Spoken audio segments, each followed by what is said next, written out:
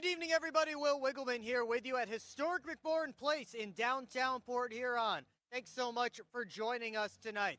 Well, it's teddy bear toss night for the Prowlers, and that means hundreds, if not thousands of these guys will be tossed onto the ice when the Prowlers score their first goal tonight. And all of them will be donated to the Bottomless Toy Chest to help children in our community. Now, the problem for the Prowlers offensively these past couple of weeks during this four-game losing streak hasn't been scoring one, it's been scoring two.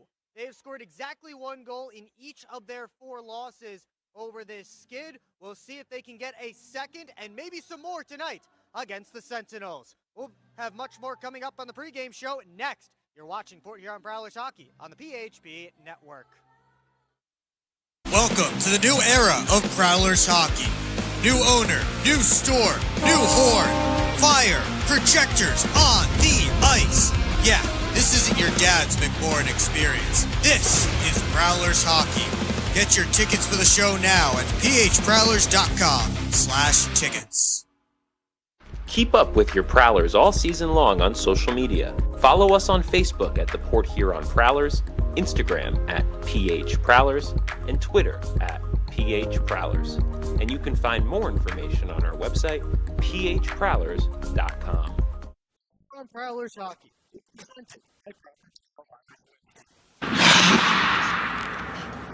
Shot. Welcome back here to McMorran Place. Prowlers and Sentinels getting set to go. Look at the ice. Looks beautiful here. Prowlers off a 5-game road trip. We will get to that in just a moment. But first, let's take a look at the last game for the Indiana Sentinels.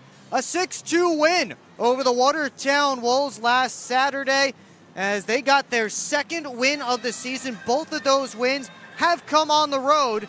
The other one, of course, here at McMorran Place. Ryan Glazer scored a franchise record 4 goals in that game. He continues to be red hot offensively. We'll talk more about him in just a few moments. John Werber picked up the win, his first pro win, and the Sentinels win big over Watertown as the Wolves saw Brendan Colgan chased after 3 goals on 7 shots in the first period. And that game really got away from them, but the Wolves did win on Friday night, so those two end up with a split. Prowlers were also in upstate New York. They were visiting the Binghamton Black Bears, and they fell to the Bears by a final of 3-1, which was progress versus their Friday game, a 9-1 loss to Binghamton. They were swept in a weekend set for the first time this season.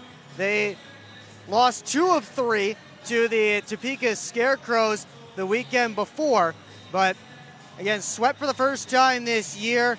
They lost a game that they held a lead in. They led that game 1-0. First time this season they lost a game they held a lead in.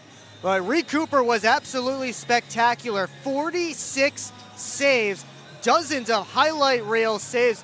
If you were watching that game here on the PHP Network, you saw a lot of them over and over and over again. But unfortunately, all Cooper could do was hold the Black Bears to 3. Prowlers could only muster 1 on 16 shots, against Dominic Tomei. And the power play for the Black Bears tops in the FPHL. Big reason why they won that game. All 3 Binghamton goals were power play goals. So you take a look at the standings here in the Empire Division. Black Bears, the first team in the FPHL to 50 points this season after the sweep, 17-2 to start the year. One of those 2 losses, of course, came to the Prowlers here at McMorran Place. Port Huron has to start looking over its shoulder with Topeka and Danbury right there. Scarecrows still with those 5 games in hand and just 5 points back of the Prowlers for second in the division. Meanwhile, the Hat-Tricks have 1 game in hand on the Prowlers, and they are also 5 points back after Danbury swept Blue Ridge last weekend. Hat-Tricks do have to face off against the Black Bears in a home-and-home this weekend. So you take a look at some players that you should be paying attention to here tonight, and we'll start with the aforementioned Glazer. Over his last 7 games, 11 goals, 12 points. He has been on fire offensively. After scoring his first pro goals against the Prowlers on November the 14th, he leads Indiana with 4 power play goals and has the only 2 game-winning goals in franchise history. On the other side for the Prowlers, well, they're getting some help with their offensive woes. Lucas Lockney is back in the Port Huron lineup tonight for the first time in 5 games as he missed the entire road trip. The sniper will be called upon to help the Prowlers score multiple goals for the first time since their win over the Scarecrows 2 weeks ago. You can take a look at where Lockney will fit into the Port Huron lineup here tonight. A little bit of changes in those second and third line spots as Matt Graham gets 2 new wingers in Lockney returning, and Blake Anderson will be on the other side of Matt Graham tonight. Bobby Price and R2 Hakala drop down to the third line tonight for the Prowlers. They will play with Vinny DeCumbis. Port Huron still going with 11 forwards and 5 defensemen as Ben Brockway continues to be on the mend. So Alex Johnson, Nick Favaro, Tim Morgan, Brett Lockhart, and Brian Parsons will all be called upon for some big minutes in tonight's game. Henry Cooper will be back between the pipes. Brett Morick, the scratch tonight, as he is replaced by Lucas Lockney in the lineup. A new show here on the ice here at McMorran Place. Again, very exciting for the fans here in attendance. It is Teddy Bear Toss night for those of you just joining us on the stream. And that means that when the Prowlers score their first goal tonight, plenty of fluff will hit the ice. We have some teddy bears up here. The crew brought some. I have some up here. I have one up here as well that I will be tossing out there. So hopefully we get them onto the ice early on in this game. But again, should be a fun night, and all of those teddy bears going to the bottomless toy chest.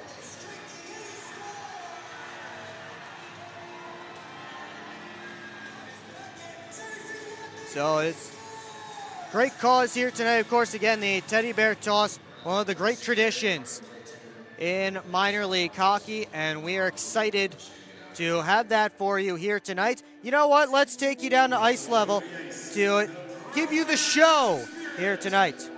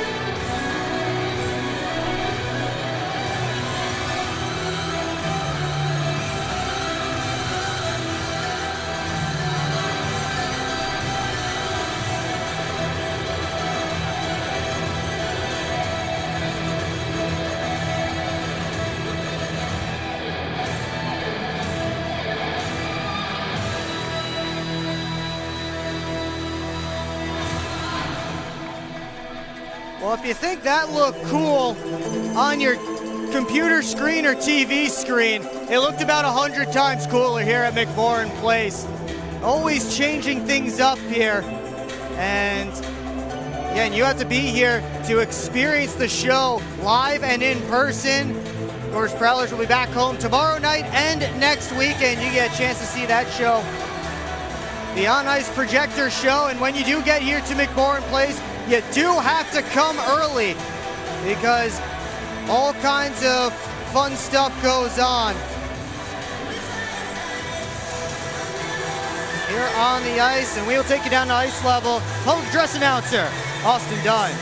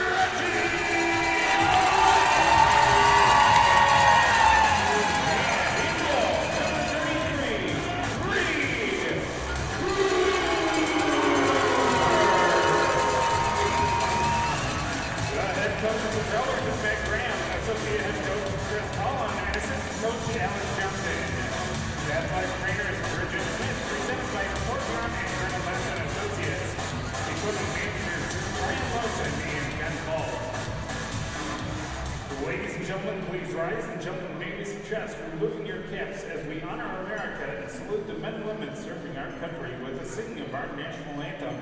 Sponsored by Duraclean by Mike Batchelor. We remind all members of the armed forces and veterans who are present but not in uniform that you may render the military salute. Ladies and gentlemen, please give a warm welcome to the voice of the Prowlers, Sarah Dent. Oh, say, can you see by the dawn's early light what so proudly we hailed at the twilight's last gleaming, whose broad stripes and bright stars through the perilous fight o'er the ramparts we watched were so gallantly streaming.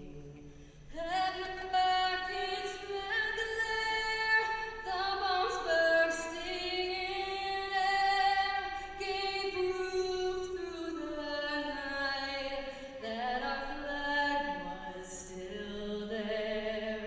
Oh, say does that star-spangled banner yet wave for the land of the free and the home of the brave? Sarah Dent back on the anthem tonight here at McMorran Place. Prowlers and Sentinels getting set to go on the first of a two-game set this weekend. Let's take a look at the starting lineup tonight for your Port Huron Prowlers. Be that top line of Federley, Bucell, and Reggie Millette. Alex Johnson and Brett Lockhart starting on defense, and Reed Cooper back between the pipes for the Prowlers tonight. So again, with the Prowlers with 5 defensemen tonight, they decided to go with Johnson and Lockhart to start out. Of course, Johnson and Favaro, a typical pairing, but you'll see everybody play with everybody in a game like this. Let's take a look at our starting goaltending matchup, powered by Harrison Metal Fab. It'll be Reed Cooper trying to snap a skid. He has won just one of his last 5 starts, 3 losses, and 1 no decision in that time. Still tied for the league lead in wins with 9. John Werber got his first pro win last Saturday night in Watertown. He'll try and make it 2 in a row. He has now started 6 straight games for the Sentinels. Well, the Prowlers and Meyer are partnering for the Goals for Good program. For every goal the Prowlers score this season, Meyer will donate money to help deliver meals to families in need. So far, the Prowlers and Meyer have helped deliver over 3,400 meals. How long will it take to see the Teddy Bears hit the ice? That is the question tonight, as we are just about set to go from McMorran Place. Jamie Bucell and Ashton Colazzo on the opening face-off, and we're underway. There's Brett Lockhart wearing a bubble after an injury sustained to his face against the Binghamton Black Bears last Saturday night. Johnson pulls the puck in and floats it down low to Federley. Try to pop it out in front. Only Dawson was there for Indiana. He slings it off the glass and out of the zone. Johnson forced back to his own end, and now he'll wheel up ice. Right wing side, it's Lockhart. Getting in, Lockhart, nice move on his backhand, tried to feed it back door where Bobby Price was, but the Sentinels got a stick in the way. Offsides here is Indiana, and we get our first whistle 50 seconds in. Noah Hippolyte-Smith, part of that rush, moving into the offensive zone. One of the newer Sentinels did not get to Indiana until November the 28th, so he didn't play the last time these teams were here, but he was acquired from the Twin City Thunderbirds back on November the 19th in exchange for Loic Plouffe. Another part of this Sentinel squad continuing to add players and just improve themselves as the season moves along. Yeah, tough start for them. They have a couple of wins under their belt now and playing a lot better than they were in October. Vladislav Pavlov to the left wing side. Esposito dumps it around. Parsons pushes it right back where it came from. Blake Anderson picks his head up, try to rink wide feed towards Lockney. That was cut off. Parsons up to Anderson, just out of his reach. Denver Craig turning behind the net, and he leaves it there for Marian Pazika. Pazika has to get away from Bucell, who's causing a lot of havoc. Millette pushes it right back into Indiana's zone. It's collected by Richard Colarusso, number 15. Last played in that Thanksgiving Eve matchup against the Prowlers and has been on IR, but came back off the IR earlier this week. Sent ahead to Millette. Couple of head fakes. Trying to turn the corner on Hornback in his zone A. Drops it off for Oregon. Ahead for Millette. Bucell, a shot, he scores! Get those Teddy Bears out there early. Prowlers up with a 1-0 lead.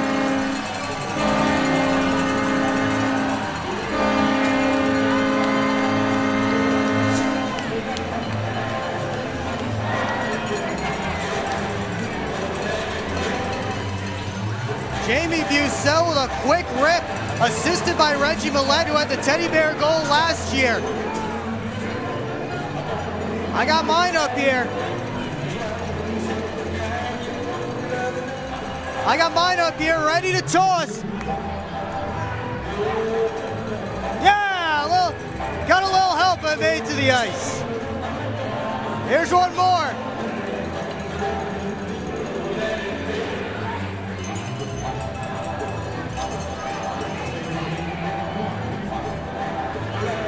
And now the big collection starts. Bears still flying here. Boy, the Prowler fans are generous this year. Plenty of help out there on the ice to get this fluff cleaned up.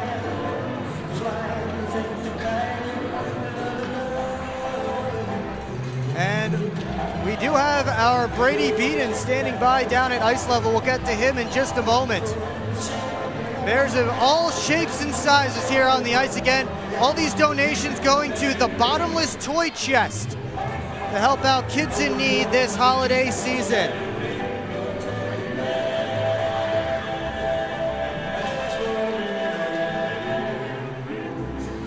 All hands on deck to pick them up.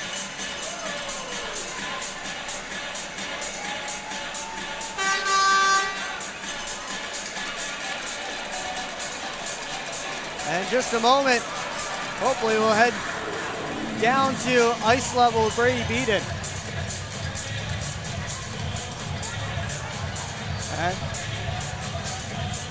And let's take it down to Brady Beaton. Like this, going to a Bottomless Toy Chest Foundation for kids with cancer that are in hospitals going through a tough time. So animals just like these will be given to kids going through treatment, trying to just bring a little joy to their day. A great tradition in minor league hockey. Will, back to you.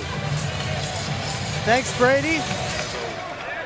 Looks like they're just about cleaned up. Great work from our crew here. Just a couple more pictures before we get back to hockey. Jamie Bucell with his second goal of the year. And he gets the stuffed monkey off the back. Snaps an 8-game point drought. And his first goal since October the 17th, which was opening weekend against the Watertown Wolves. And you see there Prowlers owner Ken Andrews pulling one of the last bags off the ice.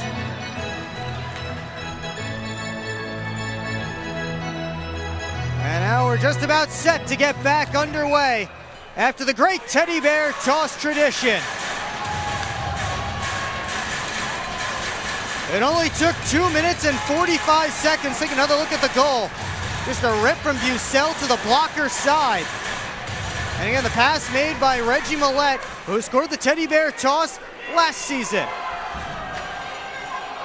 That line stays out there as Brett Lockhart retreats to his own end with the puck. Trying to saucer it up towards Millette. Instead, it's Dawson dumping it back behind the Prowler net.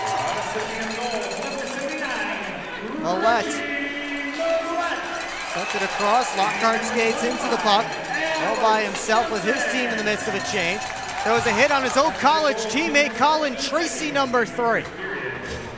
Those two played together at Plymouth State, and Tracy, one of the newer Indiana Sentinels. Millette looks to spin up ice. Gets past a couple. He'll dump it deep. Romeo Terrain pushed it around to the far side. Favaro gets there at the point, kept it in, and forced Werber to make a save. Oregon kept Craig from moving in. James quickly forward to Cumbus. Tossed in. James after it as Tracy moves it around to Panovanov. And penalty coming up here against Vinny DeCumbus as he grabbed a hold of Ivan Panovanov. So the Sentinels will go to the game's first power play tonight.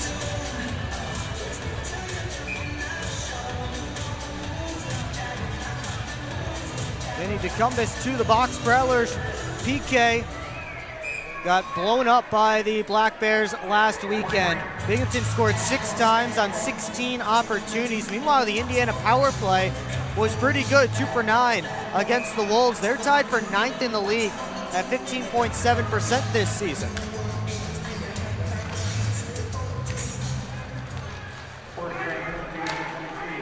Pushed down deep. Lockhart couldn't send it out. Here's Esposito.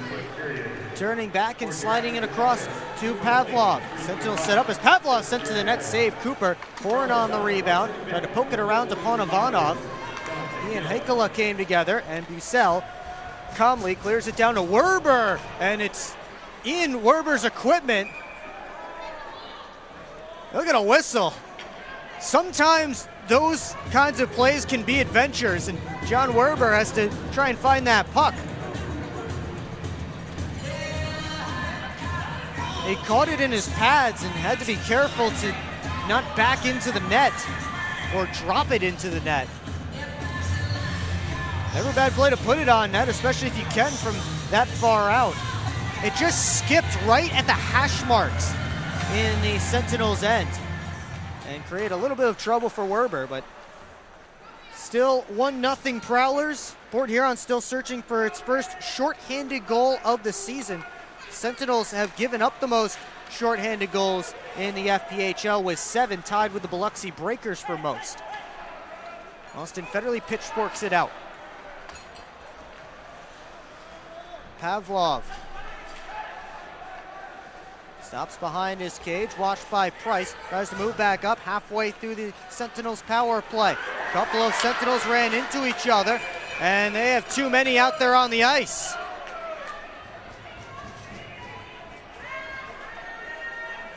That will negate the rest of the man advantage for Indiana. So 55 seconds of 4-on-4. You see 5 Sentinels there on your screen. There's another one out on your right. You see them right there. And that's 6. And in case you were wondering, Prowlers were scheduled to wear holiday-themed uniforms tonight. Unfortunately, the jerseys did not make it in time, but we do know that they will be here in time for tomorrow's game. So the holiday jerseys will be in tomorrow. And in case you thought you were going to miss out on the jersey auction tonight, they will do the post-game jersey auction tomorrow here at McMorran Place. Here's Tim Morgan walking and firing. Save, rebound, Anderson jamming away. Blake Anderson back on it. Tried to slip it towards the slot, got past Bucell. Colazzo, indirect feed, hit the linesman.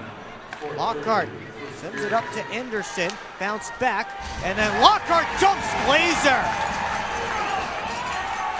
And some revenge in the mind of Brett Lockhart as Ryan Glazer Prowlers still looking for him to answer for the hit on Lockhart, the first time these teams ever matched up back in November.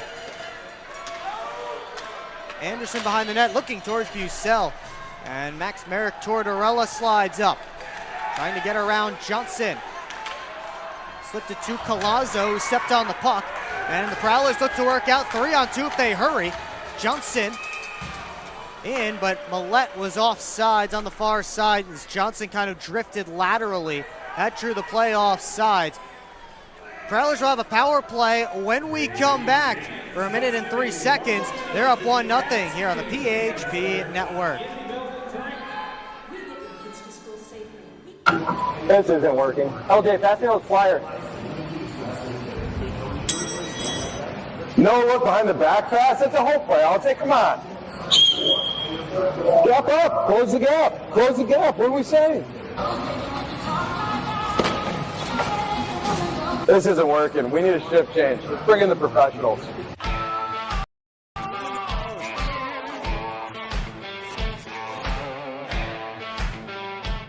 Hello, I'm home.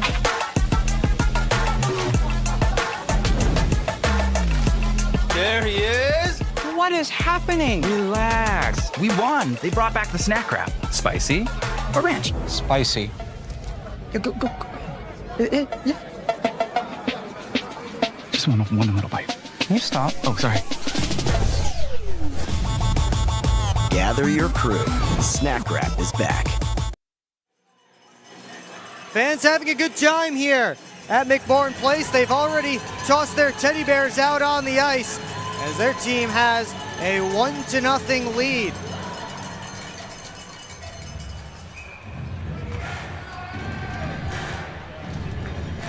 Face-off coming just outside of Indiana's end. Pavlov, long lead pass, goes all the way down. And that is a clear because the Prowlers are on the power play now. Again, abbreviated power play. They went 0 for 14 against Binghamton last weekend. Man advantage has struggled for the Prowlers over these past few weeks. Pazika wraps it all the way around the boards. Favaro kept it in momentarily with Jonas Leas able to clear it down ice. Lockney hands off for Favaro. Wheeling up, drops for Millette. Try to enter the zone right up the middle, but he made a move at the line. That drew the Prowlers offside with 20 seconds left on their power play.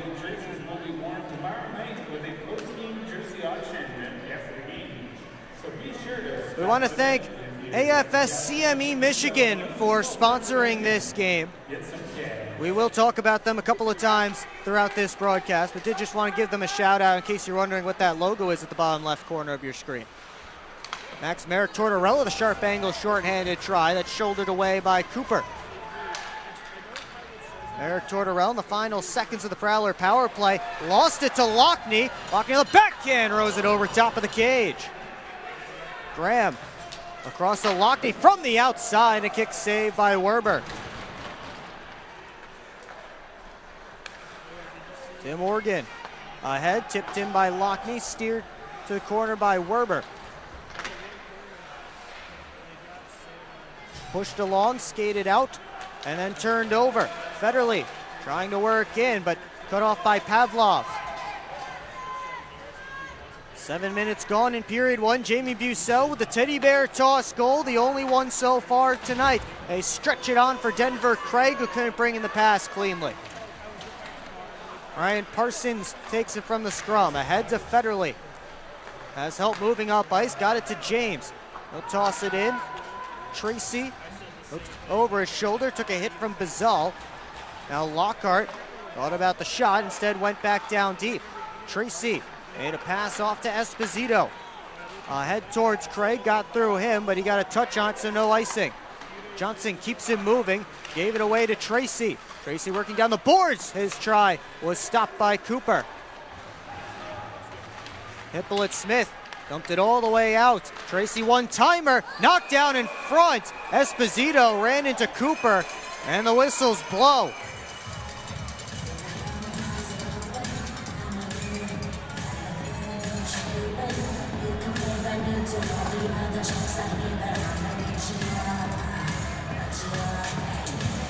Take another look. Esposito is right in front. You see Tracy, the one who took the shot.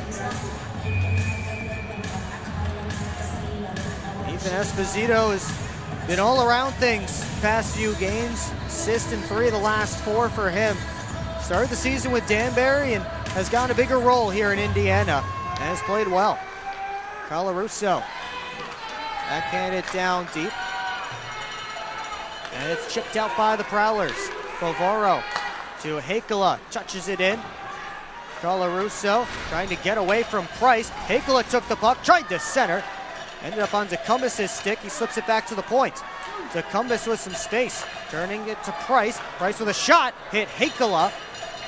And Dawson grabs it on the half wall, tries to send it out. Cooper stops it for Favoro.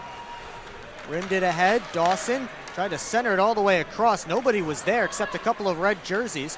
R2 Hakala couldn't poke it back for Oregon. Indiana still on the attack. Dawson looking for Ponovanov, just out of his reach, and here's Millette. 1-on-3, waiting for help. Hands it off for Federley. His shot, he scores! Outnumbered, but still able to get it to go. Prowlers with a 2-0 lead.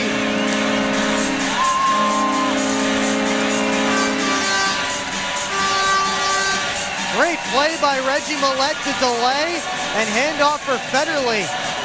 Nobody stepped up on Austin Federley.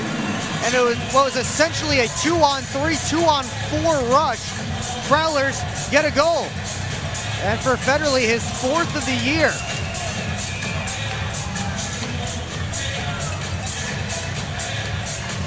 Blocker side on John Werber. And that must be the scouting report on Werber. Prowlers have scored both of their goals to his blocker side from relatively far out. Port Huron looking for more. Here's Graham driving the net. Backhand knockdown, rebound. Werber able to get that one as well. Moved out. Eric Tortorella and it's poked by Parsons. Lockhart ahead for Anderson wheeling in. Anderson tried to dangle around Ponovanov, couldn't do it. Horn ahead, Merrick Tortorella couldn't get the shot away. Good back check by Graham to tie him up. Lockney smacks it into the offensive end. Retrieved by Terrain. Craig around the net. Throws on the brakes as Decumbus is right on him. Turned it over to Price. Bobby Price moves it up high. Sent back down and around. Terrain got it ahead of Hakala. Alex Johnson bats it back down towards Terrain. Now Esposito looking to move it out, and he does. Craig slipped around one man. Price took the puck. Esposito chasing back in, and the Sentinels were offsides there. A now stickless Esposito saw his shot go wide. Past the midway point of period one, Prowlers with a 2-0 lead. We'll be right back right here on the PHP Network.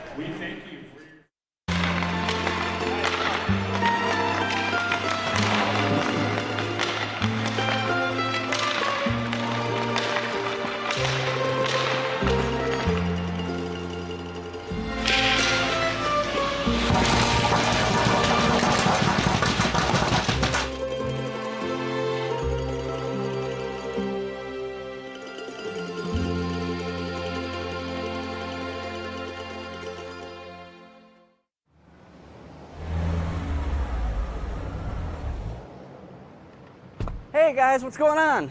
Hi guys, we just stopped at Industrial Park Marathon to get some fuel and some snacks before the Prowlers game at McMorran. Nice.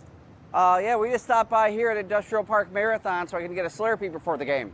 Wait till after the game. If the Prowlers score 3 or more goals, Slurpees will be free. Thanks for the info. I'm going to get my Slurpee after, but we'll see you at the Prowlers game. See you at the game. Go Go Prowlers! Prowlers!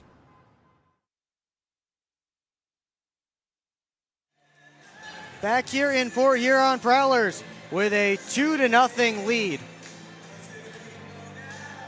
But tonight's washed-up player of the game is Ivan Ponovanov, presented by Chippewa Laundromat. Chippewa Laundromat is Port Huron's only multi-generational laundromat. Ponovanov, one of the newest Indiana Sentinels. He was acquired from the Hat-Tricks back in the summer, back in September, in exchange for Austin Belfay, but of course the FPHL having plenty of visa issues this year, possibly a reason why he didn't report to the team until late November. This is game number 5 for Ponovanov, 1 assist so far for him.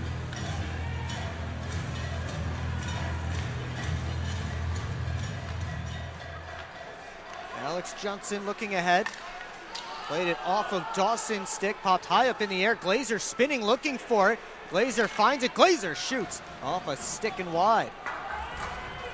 Goes off the window. Tracy, back pass, given away to Millette, but he couldn't enter the offensive zone because Bucell was in there on the forecheck, or else that would have been a glorious opportunity for Reggie Millette.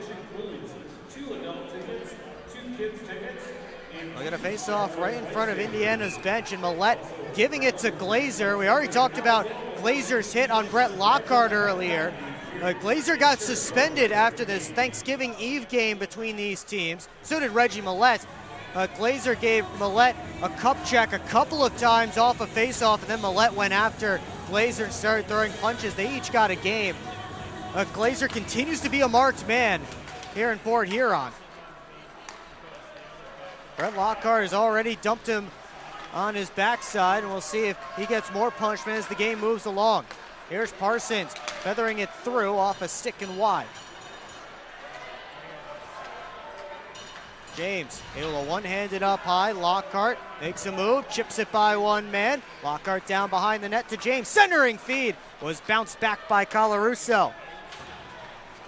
Price able to wheel it up high towards Lockhart, who was pinching in. Hakala to the net, saved by Werbers. That puck changed direction. Lockhart couldn't keep that one in. Craig scoops it up. Tied up with Parsons, and Lockhart comes back for the puck. Price for Parsons. Moving ahead of Craig. Parsons trying to get back to it. Werber plays it himself off the boards. Good hustle by Oregon off the bench to keep it alive. Tried to filter it down low. That was taken away by Ponovanov. Ponovanov getting into the offensive end. Spun back, took a hit from Graham as he fell down. Graham was able to ease up enough that that hit wasn't too bad as Ponovanov lost an edge throwing on the brakes. Merrick Tortorella with a step. Good play by Lockney to hook that puck off his stick. 2-on-2 rush the other way. Anderson peels back to the point. Favara let it go, and it's scooped up by John Werber. Shots 11-5 in favor of the Prowlers. They have a 2-0 lead with just under 8 minutes left to go in the Munger Physical Therapy first period.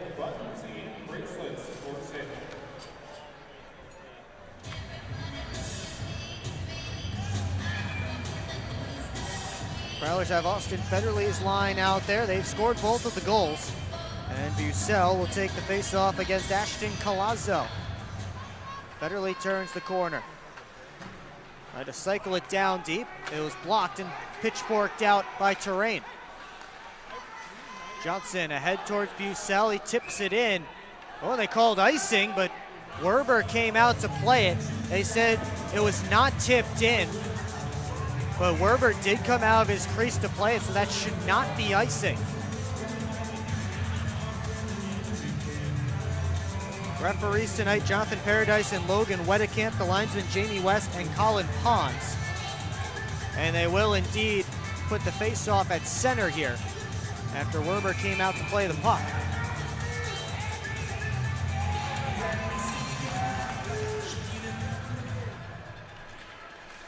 Johnson's pass off of the linesman, sent in by Favaro. Federley had to go off of Tracy's stick. Those two came together. It pops over the glass out of play. About 7.5 left to go in period one. Millette having a conversation with Ryan Glazer. I think Millette's looking over his shoulder, making sure Glazer doesn't get his stick in Millette's groin area this time. He does not. He has the puck now. Millette coming back, trying to throw a hit on Glazer, who was ready for it. And that ended up in not much of a collision. Millette trying to challenge Glazer right now away from the puck. Meanwhile, Federley passes it off to Bucell on the left wing side. Bucell was surrounded, his team in the midst of a change. Glazer chips it in deep and heads off for a change, or at least he tried to. Now he'll head off as Price wheels ahead. Price throws on the brakes, back to Lockhart, drags, shoots over top of the net. Bourne off the boards, kept in by Oregon momentarily. Port Huron comes back to help. Tecumba's holding the blue line. It's tossed out. Lockhart looking for a play, slides it up to Anderson. Oregon gets the red line, cross corner dump. Flag down by Tracy. Took a hard hit from Hakala. Knocked him to the ice, and then Anderson comes flying in on Leas. Prowlers ramping up the physicality. Anderson backhands it deep. Graham gets there ahead of Terrain. Graham trying to bounce it up high, gets it to Parsons. Moves past Pazika. Parsons centering feed. Lockney just pushed it wide. Graham tried to bank it as Werber slid to his post. John Werber has it. He'll get a whistle and a face-off. Prowlers all over Indiana early in this game. And you see the first hit there from Hakala knocking down the big Colin Tracy, and then Blake Anderson comes in with a hard shoulder of his own. 6'3" Colin Tracy, former PD Ice Cat, acquired for Dennis Sachek. There's Anderson turning the corner, shot blocked by Pazika. And Esposito will slide it out to Craig. Parsons tried to poke at, he was knocked down. Delayed penalty coming up here against the Prowlers as Werber heads to the bench. A 6-on-5 attack for Indiana as they will get their second power play of this period if the Prowlers can touch up. As Craig lost the puck, Price gets the touch, and we'll see what the call is. A rough has been signaled. Well, that's the risk you run when you're ramping up the physicality. Blake Anderson, the one heading to the box, and not happy with that call.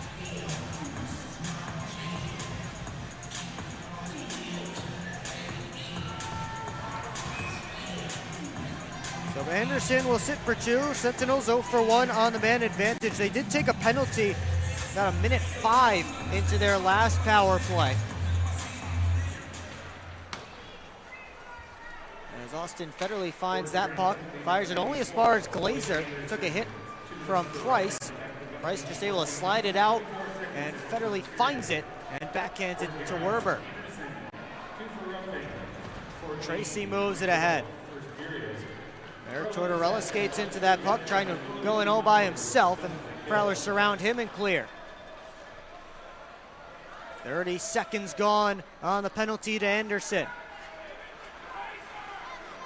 Collazo, rink wide feed to Glazer, working on Favaro. Glazer curl and drag, shot blocked by Favaro off the backboards, and Cooper slams the glove on top for a whistle in the faceoff, and Tim Morgan wants to have a chat with Ryan Glazer.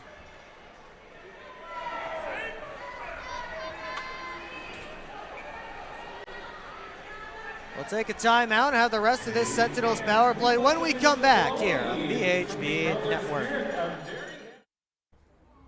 Yeah, I don't know about this one, fellas. Boys, we don't overcome adversity by backing down. But yeah, I don't know about this one. That's reassuring. We're so screwed. All right, boys, here's the game plan. LJ, you start with bananas. Wait, why do I have to do the bananas? Because you're the softest on the team. I don't want the bananas. This thing is gonna melt. We gotta hurry up. I won't do it. Okay, both of you. I will do the bananas and the whipped cream. Fets, please continue. Who's paying for this anyway? I am. I just bought my ticket game this weekend, and the milk house gave me 25% off my order. Fets, why'd you buy the tickets? You're literally on the team. For the discount. So are you all ready to give it a try? Oh, we're ready. It's true. Get 25% off your entire order at the Milk House, October through April. Simply show your ticket stubs at checkout and enjoy your discounted treat. Keep up with your Prowlers all season long on social media. Follow us on Facebook at the Port Huron Prowlers, Instagram at PH Prowlers, and Twitter at PH Prowlers. And you can find more information on our website, phprowlers.com. Back here on the PHP Network, Port Huron leading Indiana 2-0. Indiana, a much different team than the very rocky start they had at the beginning of the year. A big reason for that, goals allowed. Right now, or since the win, I should say, over Port Huron to get their first win. Nothing to write home about 4 goals a game they give up. However, in their first 10-game losing streak before their win here in Port Huron, they were giving up over 6 a game.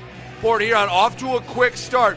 2 goals, 1 from Bucell, 1 from Federley. A great start as they try to get over that 4-goal hump, kind of where they've been stuck at with Indiana the last few matchups. Hoping to continue that momentum here throughout the end of the first period and through the rest of the game. Will, back up to you. Thank you, Brady. Prowlers did get a couple of quick goals. Sentinels attacking, trying to get on the board, and Nolan Dawson having to deal with Tim Morgan after trying to whack at that puck. Cooper juggled the shot from the point, and those two got tied up.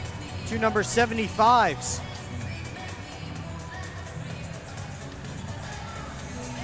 Power play continuing here for Indiana. Let's watch the battle in front. You see that puck was juggled by Cooper, and then Dawson got into it with Favaro. Oregon came in to grab Dawson. Dawson trying to get it towards the net. Merrick Tortorella goes up high, looking for Tracy. Thought about the one-timer, now wristed through. That was blocked, and then sent over top of the cage. Tracy, watched by Bucell, off for Glazer. Hot stick, turns it on net, missed wide. Puck bouncing around, and Glazer gets it to Tracy. Off to Glazer once more. Merrick Tortorella hands it back off. Dawson and Parsons battling right in front of Cooper. As the pass across to Collazo is out of his reach. That's as good as a Prowler clear. Wheeling back in is Glazer, but Dawson never exit the offensive zone. And now Lockhart knocked Glazer down, and Lockhart's getting a penalty.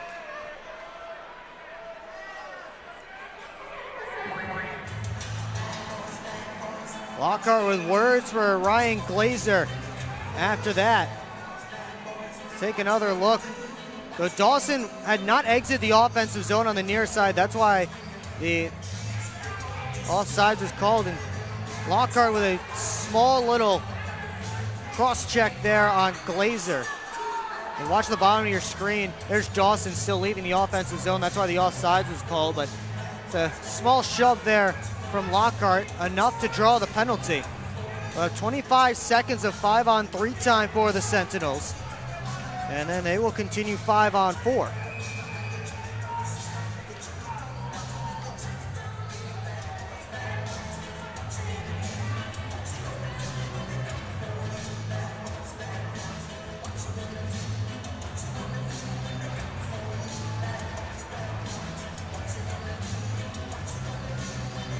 A power play, now a 5-on-3. Terrain blasted wide, and that one didn't go for Esposito. Turnaround shot stopped by Cooper. Kept alive, Craig, shot blocked by Bucell. Horn bounces it up to Esposito. He walks, gets to the center. Fanned on the pass, and he'll give it to Terrain. Esposito, Anderson out of the box now. Terrain gave it off to Pizzica. Slides his way all the way over here, and Federley bumped that pass right back to Pizzica. Esposito, a one-timer, goes wide. Pizzica back to Craig. Wrist shot stopped by Cooper, trying to get on it, and he does.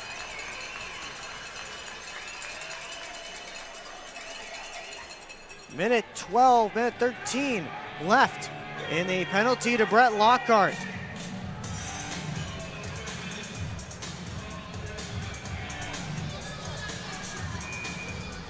Take another look here. There's the stop by Cooper, able to cover up, and Austin Federley clearing the crease.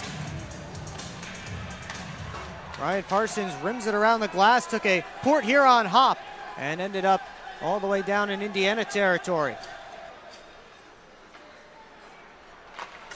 Glazer almost gave it away as DeCumbis tried to step in front of that pass to Collazo. DeCumbis has it now, as Glazer ran into him, and Vinny DeCumbis did a good job to waste some time. Tracy, cross corner dump. Parsons whacks at it, hit Merrick Tortorella. Move to the line, Collazo, down to Dawson. One-timer, he scores! Nolan Dawson just ripped that puck, and now he has a problem with Brian Parsons. The Sentinels, with a power play goal, have cut their deficit in half. And it's Nolan Dawson who scored his first pro goal against the Prowlers the last time these teams met. Dawson wasted absolutely no time letting that puck go. Top corner for his second of the year.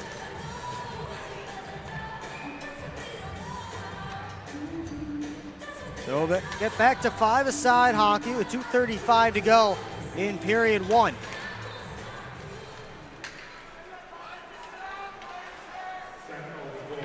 Vlaslav Pavlov, Sentinels leader in assists, sent it off the near corner boards.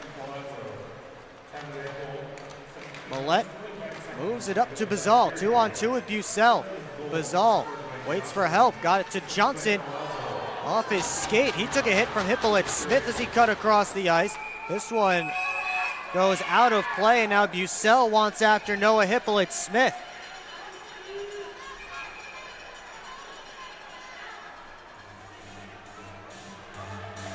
We'll see if a penalty comes out of this one.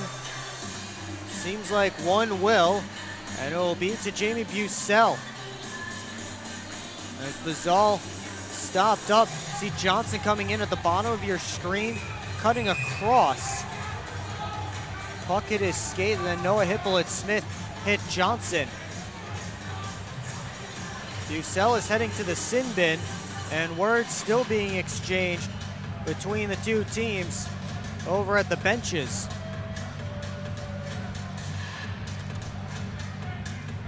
Austin Federley and Ashton Collazo there representing their teams at the referee circle. Have not seen exactly the penalty call. It will be, looks like, unsportsmanlike conduct against Jamie Bucell. Here's the original hit that Bucell was upset about. Johnson looked like he kind of spun out of the way of it and did sidestep it. Chris Paul and Prowlers associate head coach getting an explanation. Prowlers shorthanded for the 4th time in this opening period. And the penalties have certainly been a problem for them. So again, Johnson able to duck through that hit for the most part. Bonovanov for Pavlov. Try to send it towards the net, blocked by Price. Johnson hustling after it.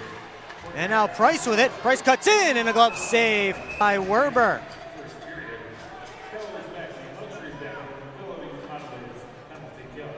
So Port Huron trying to jump on it short-handed. And Werber able to make the save. Coming up on the PHP Network Intermission Report, we go around the Empire, our weekly segment. All the highlights from the Empire Division from last weekend. Take a look at some storylines from around the league, out-of-town scores, and more. It's all coming up on the PHP Network Intermission Report. So don't go anywhere when this first period expires.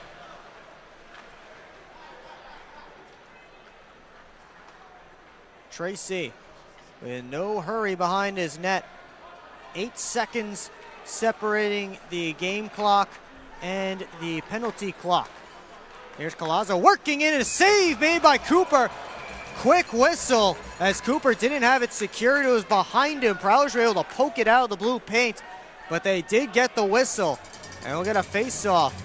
Cooper did have it just long enough, I guess.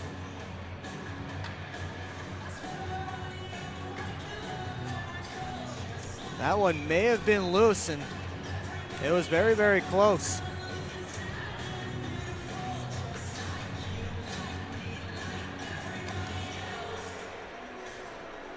Face-off will be to Cooper's left. Off the draw, Dawson on the backhand, hit the outside of the post. James able to send it down ice to Werber, and he had to handle another bouncing clear. Not the first time that's happened to John Werber in this period. Johnson picks off a pass. He works in, 1-on-4. That is shot blocked, and Glazer takes over. We approach the final minute of play in period 1. Tracy steps out, off to Glazer on the left wing side. Slid in softly, Favaro pinned by Dawson. To a side scrum, and Merrick Tortorella able to pull it out. Tracy switches spots with Collazo. Down low pass was cut off by Lockhart and cleared out.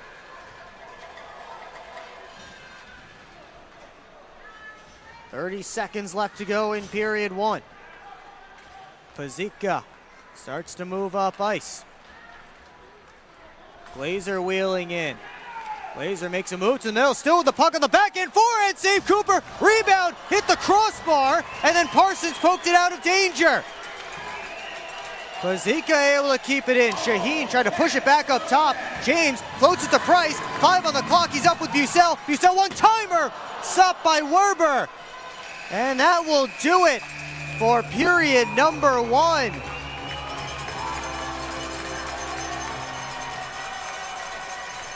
A scrum ensuing along the half wall. Some excitement there in the final seconds on both sides.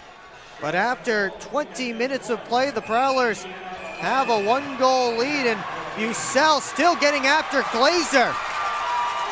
And the fans like that.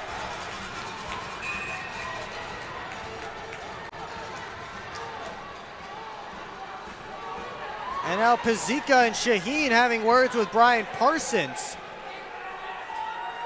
3 Sentinels surrounding Parsons right now. Referee is going to have to help Brian Parsons get to the locker room.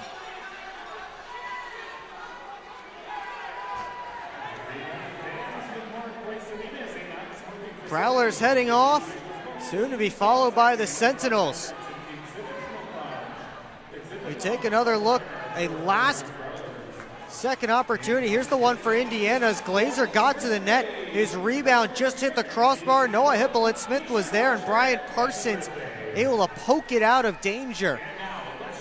Look at it from the overhead. First stop by Cooper, and then off the bar.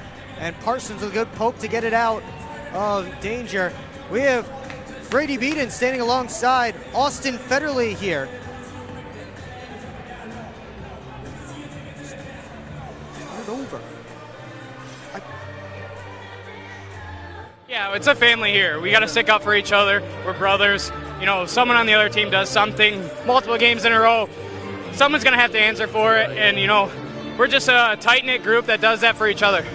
So you got that second goal. What'd you see? I know Reggie fed you. You had a good look at it, picked a corner. What'd you see on that goal? Yeah, honestly, Reg is one of the most dynamic players in the league. He can slow the game down. He pushed the D back for me. I just got it and honestly closed my eyes and hope for the best. And sometimes they go in like that. Well, it looked pretty good from my angle. So, Austin, appreciate it. Good luck the next 2 periods. Thanks, Brady.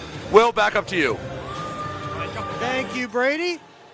We will have much more coverage coming up in the PHP Network Intermission Report, as we will take a look around the Empire and all the highlights from last weekend's games, including a Sentinels win in Watertown. We'll also FPHL storylines, a couple of interesting trades, and the return of last year's Rookie of the Year. We'll have to look at that, and we'll talk more about that again coming up in this first intermission report. We'll also look around the FPHL at our out-of-town scores and more. So keep it locked in here on the PHP Network.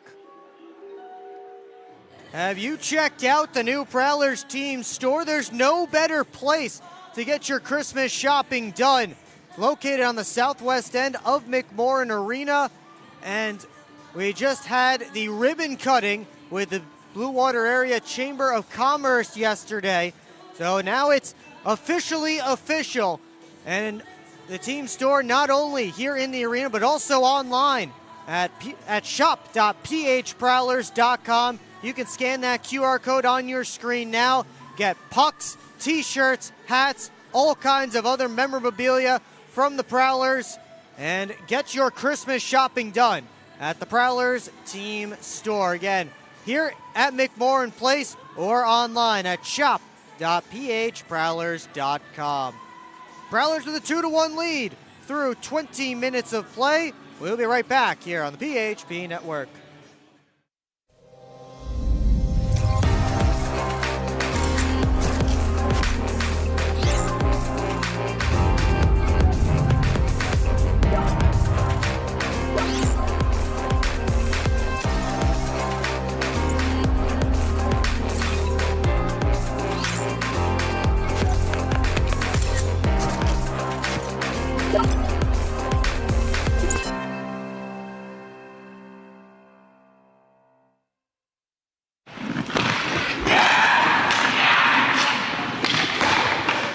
Hockey is like a business. One missed pass can derail the perfect plan. Have Taft Consulting help you get your whole team on the same page. They have the expertise to help you follow through on all your goals. Find out how they can help you today by emailing taftconsulting@outlook.com.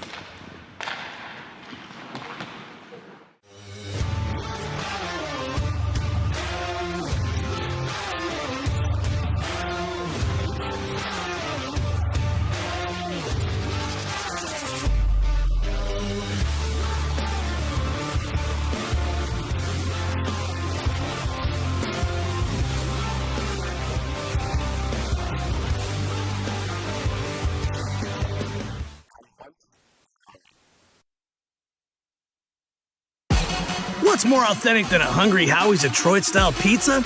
Nothing. We're not playing around with the pizza of our birthplace. Thick crust, cheese to the edge, sauce on the top. Where it belongs. We've seen a lot of fakes out there. Not here. This is authentic Detroit-style pizza. Order yours now online for $12.99. We sauce the top and rep for the 313 everywhere. We do bold. Hungry? Congratulations on your engagement again, man. You know, you should get some life insurance. I never really thought about that. How would I do that? We can help you with that at Zach Egan State Farm. Congratulations on getting married, man. Have you gotten a house? We just got one, actually, yeah. Well, if you want, we can help you out with life insurance at Zach Egan State Farm to cover your mortgage. Is Olin a year old now? He is. Wow. Have you guys got life insurance set up on him yet? I haven't even thought about it yet. Oh. How would I go about that? Well, we can help you with that at Zach Egan State Farm. High five? Yeah, and we should have gotten life insurance years ago. Hey, Ken. We've actually got a policy for people your age at Zach Egan State Farm. Give us a call. SMR Automotive Systems is part of the Motherson Group and a proud community sponsor of the Port Huron Prowlers. We are one of the largest manufacturers of rearview mirrors for passenger vehicles in the world, with local plants in Port Huron and Marysville. We strive to support our local communities and have positions available for various abilities and experience. Find out more about who we are at smr-automotive.com. Explore the 140 miles of stunning shoreline along Lake Huron. That is Michigan's Thumb Coast. Discover charming coastal towns, serene beaches, and endless outdoor adventures. Stay at cozy hills, paddle through pristine blue waters, and hit the fairways along breathtaking views. Plan your perfect getaway at bluewater.org. Back here in Port Huron, Prowlers with a 2-1 lead over the Indiana Sentinels through 20 minutes of play. It's time now for everybody's favorite segment as we take a look around the Empire. Let's begin with the Bobcats making their first ever trip to Danbury. Start in the second period on Friday. Danbury ahead. Anton Rubtsov takes the carom off the backboards and puts it to the back of the net. 28 seconds later, though, here comes Igor Romano. And that one took a funny hop, fooled Sebastian Risar. And just like that, Bobcats back within one, but not for long. Just over a minute later, Gennaro Fronduto with a rip beats the goaltender to restore the 2-goal lead. Hat-trick stayed ahead and won by 3 to open the weekend. Moving on to the next night, second period, Bobcats just tied it moments ago, and now here's Kyle Heitzner giving them the lead. But the lead wouldn't last long. Minute and a half later, they stretch it on for Johnny Ruiz, and he's hooked by Preston Kugler going in on the breakaway. Ruiz awarded a penalty shot, much to Kugler's surprise, and the hat-trick's captain able to get it done and knot things up heading to the third. In the final frame, we knew it wouldn't be a hat-trick's highlight without Alexander Legkov's name. Neck drive, picks up the rebound. His league-leading 16th of the season is the game winner. These teams started the weekend separated by a point. Hat-tricks took control in the standings with a sweep. Sentinels were in upstate New York visiting the Wolves. Second period on Friday, 1-0 Watertown. Little turnover, and Stephen Klink turnaround clap bomb for his second of the night. Minute and a half later, here comes Efim Mishkin. Sharp angle shot gets through. That was the end of the night for John Werber in net for Indiana. It was 3-0 Wolves at that point. Go to the final seconds of that middle period. And the bank is open for Klink as he gets his hat-trick goal from below the goal line. Wolves rolled to open the weekend behind that Hattie. The next night, a visitor took the spotlight. Late in the first, tied at 1. Here comes Ryan Glazer to the top shelf. And that's his second of the game. Final seconds of the period. Glazer with a wrap caught Brendan Colgan looking the wrong way. There's the hat trick for Glazer. He matches the hat trick from Klink the night before, but Glazer says, I'll do you one better. How about a fourth of the game for Ryan Glazer as he powers the Sentinels to their second win of the season. Scarecrows welcomed in the Biloxi Breakers for an interdivision showdown. Late in the first on Friday, it's 2-0 Topeka. Great patience from Zach Papapetros, and he centers for Tyler Inlow, who puts home his first pro goal. Moving to the second, it's 3-1 now. Brendan Spinelli's shot tipped home by Aldiar Nerlan. His second of the period. All of a sudden, Breakers within 1. In the third, same score. Inlow has the rebound come right to him in the slot. And the Scarecrows hold on to take the win. Biloxi flipped the script the next night. Second period, 2-0 Breakers. Nerlan all alone, and he tucks it for his second of the game. 2 goals on back-to-back nights for Nerlan. Skip to the third, 3-0 Breakers. Xavier Charbonneau took the centering pass from Caden Henry, got his first pro goal. Breakers bounced back to earn a split on the road. Season ended last year. Friday was all Black Bears, 4-1 in the second. Garrett Sargis finds Gavin Yates in front. That's the hat trick goal for Yates, but he wasn't done. Move to the third, Yates breaking loose. Nice move back to the forehand for his fourth of the game.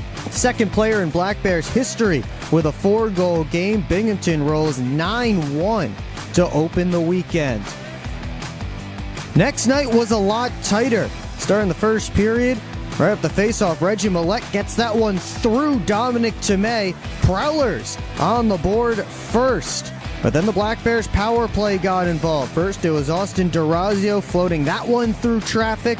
And then Dan Stone walks the blue line and he sends another shot through the traffic that beats Reed Cooper. All three Binghamton goals came on the man advantage as they swept the division's second place team. Taking a look at the standings, Black Bears separating themselves at the top, and they are the first team in the league to 50 points this season. Hat tricks move past the Bobcats after sweeping them.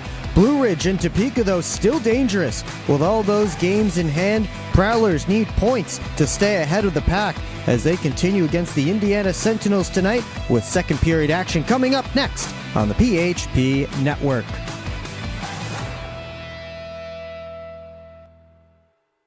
Welcome to the new era of Prowlers hockey. New owner, new store, new horn, fire, projectors on the ice. Yeah, this isn't your dad's McMorrin experience. This is Prowlers hockey. Get your tickets for the show now at phprowlers.com/tickets. Keep up with your Prowlers all season long on social media. Follow us on Facebook at the Port Huron Prowlers, Instagram at PH Prowlers, and Twitter at PH Prowlers. And you can find more information on our website, phprowlers.com. On Prowlers Hockey, it's presented by Prowlers. Shot. Back here at McMorrin Place, Prowlers with a 2-1 lead over the Indiana Sentinels through 20 minutes of play. Will Wiggleman here with you on the PHP Network on Teddy Bear Toss Night. Thanks so much for joining us tonight. Thank you to AFS CME Michigan for partnering with us to help make this night happen. Of course, all those teddy bears are going to the bottomless toy chest to help kids in need, kids dealing with cancer and other diseases during this holiday season. Just hope to put a little smile on their faces. So thank you to everyone here in the arena who brought some stuffed animals to donate. Again, much appreciated, and we're looking forward to getting those donated hopefully this upcoming week. But before we get to period number 2, let's take a look around the FPHL. We start with our FPHL storylines presented by Thumb Rust Control. And let's start with a couple of trades. Baton Rouge Zydeco picking up veteran defenseman Preston Kugler, who has played 7 games so far this season with the Blue Ridge Bobcats. 1 assist for Kugler so far this year, along with 38 penalty minutes. So we'll see if he can join the Zydeco blue line, bring, again, some kind of a veteran presence, and become a part of a team that is struggling right now, has struggled early on this season. Maybe he can help engineer a little bit of a turnaround for the Zydeco and, again, help bolster their blue line. But the Bobcats picked this next guy over Kugler, Andrei Simonchek, who they acquired from the Watertown Wolves after he played 2 games with the Wolves so far this season. And now Simonchek on the move to the Blue Ridge Bobcats. A big defenseman is now a member of the Bobcats, and that's a big, sizable defense corps that they have there in Virginia. And adding Simonchek, who is listed at 6'5", 220, adds to that size. Simonchek has also played with the Quad City Storm in the SPHL this season. Finally, the FPHL Rookie of the Year from last year, Trevor Graspy, is rejoining the Watertown Wolves as they were able to sign him back. He began the year with the Macon Mayhem in the SPHL, and a Wolves offense that needs some help outside of Stephen Klink. They're getting it with Graspy, and those two coming together and being together on the ice. We'll see if they play on the same line, play on separate lines, but those two should be dangerous playing together for Watertown. And a big signing for the Wolves, who, despite being low down in the standings in the Empire Division, they're not quite far out of it, and still lots of time left to go this season. Graspy last year, 9 goals, 66 assists for 75 points for the Wolves. He led the FPHL in assists and again was named the league's Rookie of the Year. Continuing around the FPHL, let's take a look at the out-of-town scoreboard presented by Love After Hours Boutique and Boudoir. Use code Prowlers for 15% off at Love After Hours. We start with the PD Ice Cats and the Athens Rock Lobsters. They played last night in Athens. This is the second game of a 3-3. They're knotted up at 2, approaching the end of period 1. Eric Neely and Garrett Milan, the goals for the Rock Lobsters. Patrick Marcinkovic and TJ Prexler have the goals for the Ice Cats. Again, final minutes of period 1 going on down there in Athens. The Binghamton Black Bears and Danbury Hat Tricks are tied up at 2 through 20 minutes in Danbury. It was Danbury who took a 2-0 lead with 2 goals in under a minute from Noah Robinson and Austin Belfay, but the Black Bears responded with 2 from Tyson Kirkby. So right now a 2-all score despite an 18-5 shots advantage for the Black Bears. Wolves have a 2-0 lead through 20 minutes on the road against the Bobcats. FM Mishkin and Quinn Shevers have scored for Watertown. And I talked about the Wolves not being too far out of it. And they are chasing the Bobcats. And speaking of Trevor Graspy, he assisted on Quinn Shevers' goal. So he has his first point back with the Watertown Wolves. And they're up 2-0 through 1 period of play. It's a 1-0 lead for the Twin City Thunderbirds over the Columbus River Dragons after 1 period of play in Winston-Salem. Gus Ford, the only goal in that one. Not yet dropped the puck. The Biloxi Breakers and Monroe Moccasins in the Snake Pit in Monroe, and the Topeka Scarecrows and Baton Rouge Zydeco. And those games coming up in just a few minutes. Of course, here the Prowlers leading the Sentinels by a score of 2-1. Take a look at the stats from this one real quick. 2-1 lead for the Prowlers. They outshot the Sentinels 15-11. A couple of more penalties were added there at the end of that first period. We'll get to those in just a little bit, but the Sentinels 1 for 4 on the power play. They scored their only goal on the man advantage in that opening frame.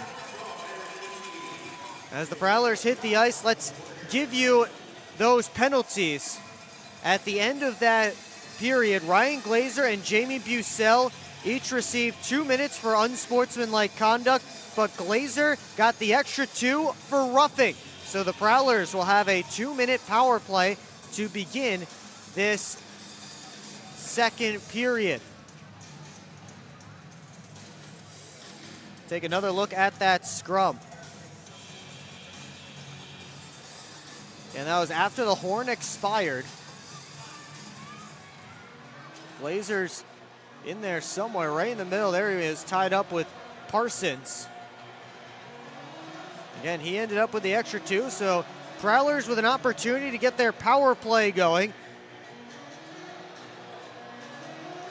Again, 0 for 1 tonight, but they had a partial man advantage after Indiana took a penalty midway through its first power play of the game. They'll send out the top unit. Graham, Millette, Johnson, Favaro, and Lockney. And Lockney back in the lineup after missing the last 5 games to injury.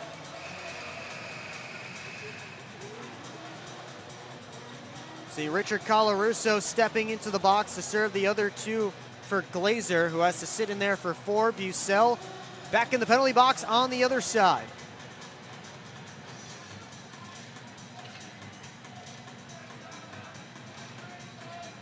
We're just about set to go. Not sure what the delay is here. See Alex Johnson having a chat with one of the referees. Whoever wears number 40 but isn't listed as number 40 on the FPHL website. I can tell you that that's linesman Jamie West standing next to them. I don't see anybody buzzing around from the INA staff. So again, I'm not sure exactly what the delay is here.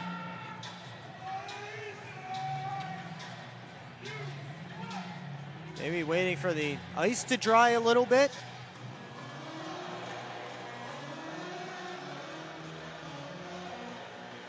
See, maybe we can find out.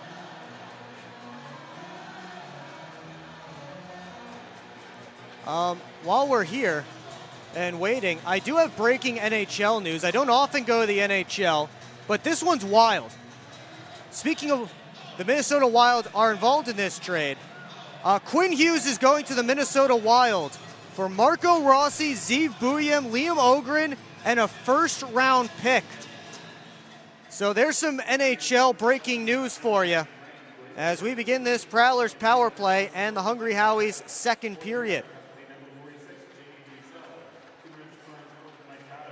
Nick Favaro starts to work ahead, drops it off, and couldn't find Millette, so he has to go back for it. Millette slowly up, got it to Favaro. Prowlers exit their zone, now enter the offensive end. Lockney walking all the way across the top of the zone. Millette let go the one-timer, blocked by Merrick Tortorella. Favaro kept it deep for a moment before it's cleared all the way down. Here comes Favaro. Takes a look, leaves it for Millette. Had to step around Collazo. Johnson to Millette, down Main Street, rips it off the stick of Panovanov and up out of play. Alex Johnson, of course, spent part of his young life in the state of Minnesota. He is a big Minnesota Wild fan, so I'm excited to chat with him after this game about that trade that I just mentioned. Again, I don't often go to the NHL on these broadcasts, but that was huge. Here's Anderson, a shot through traffic. I don't think Werber really picked up. He did get a piece of it as the Sentinels are able to clear. This power play unit, Federley, Anderson, Price, Hakala, and Luke James taking Jamie Bucell's spot. Anderson taken in by Hippolyte Smith to a side scrum as they dig away. A Prowler watching on each side. It comes to Price down low, looking for Hakala, and he pushed it wide. Federley trying to settle down that puck under pressure from Collazo, and the pass across didn't get all the way to Anderson cleanly. 20 seconds left to go on this Prowlers power play that hasn't gotten much going. No shots credited yet as Federley weaves in. Federley, a rising shot, was knocked down by Werber. And that's backhanded up out of play. Hit a Prowler stick, so no delay of game penalty coming. Some smooth skating from Austin Federley to find himself down deep in the Indiana end. A little inside out move on Pavlov, and Werber able to knock it down.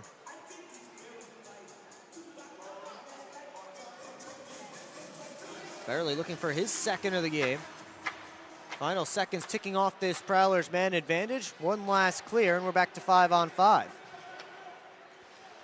Lockhart off to Organ. Bazal bounces it back to Tim Organ. Head up, drops for Millette. He throws on the brakes. Up high to Bazal. Let it go. Was blocked. Organ has to retreat back for it. Watched by Craig. Organ leaves it for his defense partner, Lockhart. Ahead for Bazal. Tracy flags it down in his own end. Took a funny hop off the Zamboni door and eluded Pavlov for a moment. He's able to get it out. And now Hippolyte Smith blocks the attempt from Parsons, but he couldn't handle that puck as it was up on edge and rolling. Millette going to win the race for icing. Werber keeps it away from him. Slid it right up in Lockney's direction, who gets it back down deep. Millette retrieves behind the net. Up high it goes. Parsons walks, put it through, deflected wide. Graham was the one who got a touch on it. Here's Johnson with a wrister, stopped, rebound laying there. Another save by Werber. And it comes over to the boards, and Esposito bounces it around to Pavlov. Prowlers still on the attack here as Johnson intercepts the... Graham finds the loose puck. Sent it all the way across to Parsons. Backpedal, shoots, and a save by Werber, and you see clutches it to his chest. A good shift there for Port Huron. Early in period number 2, unsuccessful on the power play, but still applying the pressure here at 5-on-5.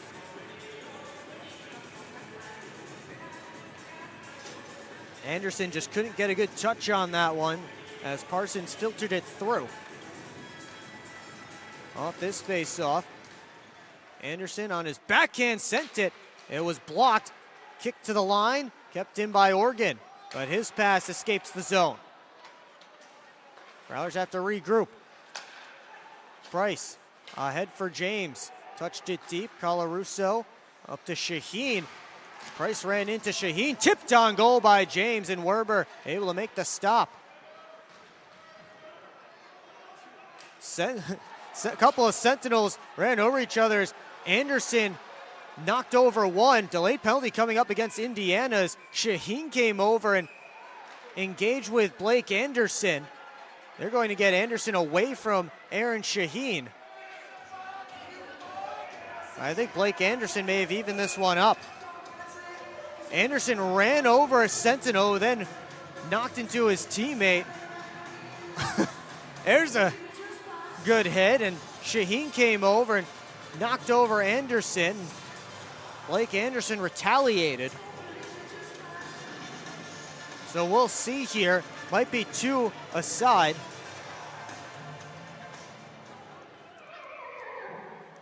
And we will have 4-on-4 hockey here. They will both get 2 minutes.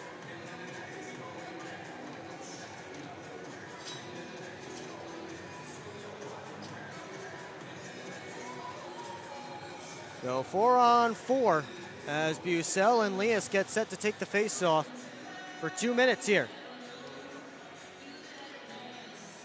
Off the draw, Lockhart to Johnson. Prowlers have gotten a 4-on-4 goal more recently than they've scored a power play goal. And the man who scored that 4-on-4 goal, Reggie Millette, chasing after the puck. He got it last Saturday in Binghamton. Johnson able to fight through a couple of Sentinels. Working with it, try to backhand it out in front. Millette moving away from Pavlov, leaves it in an area for Bucell to skate into, and whistles blow.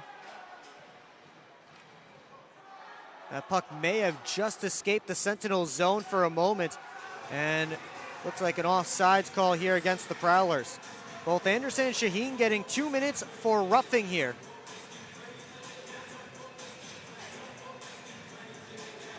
Both teams getting fresh 4 out there.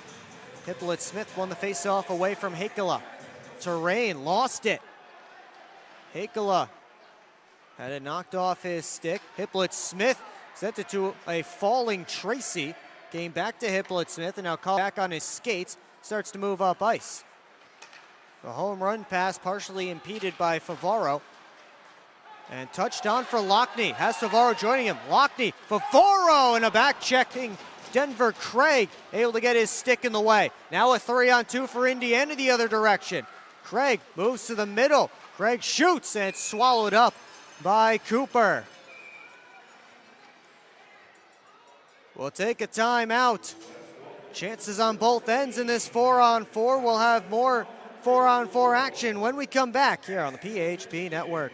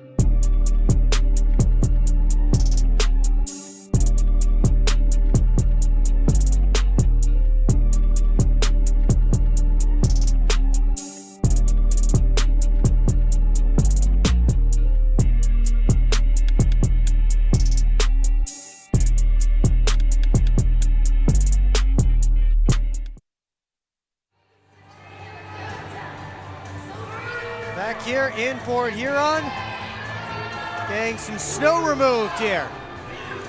Prowlers with a 2-1 lead, still 51 seconds left in 4-on-4.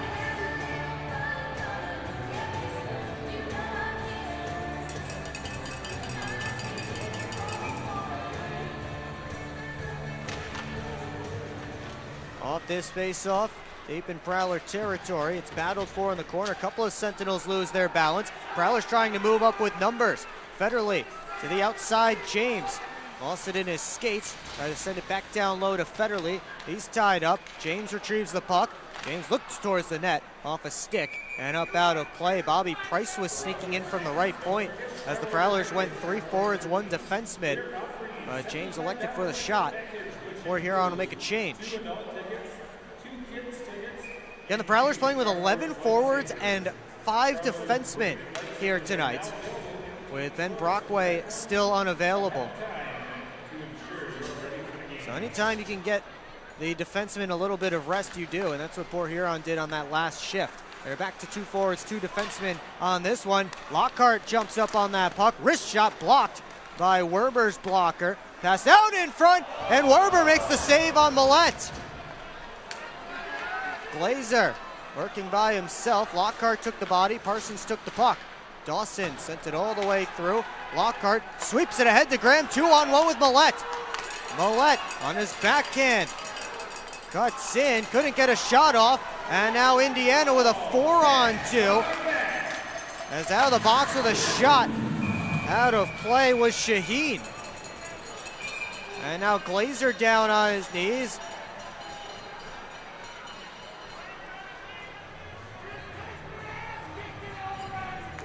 Everybody getting into the scrum.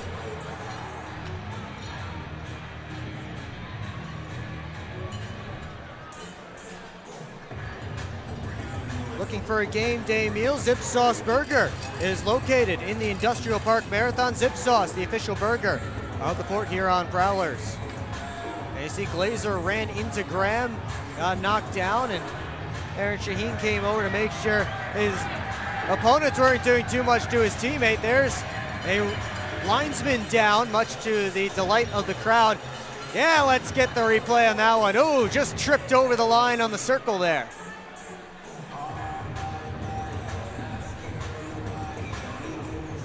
I hope I don't hear from the league office about that one. Up the face-off, quick shot by Merrick Tortorella off a stick and up out of play.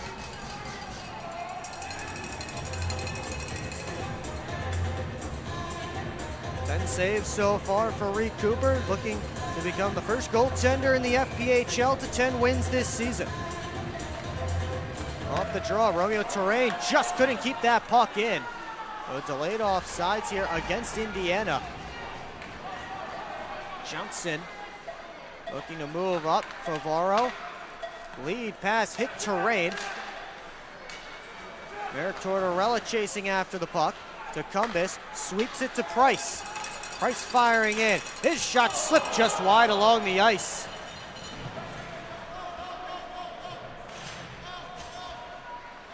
Tied up in the corner. Tracy chased by Hakala, who puts him into the boards. They both go down. Puck underneath. Pops out for Horn.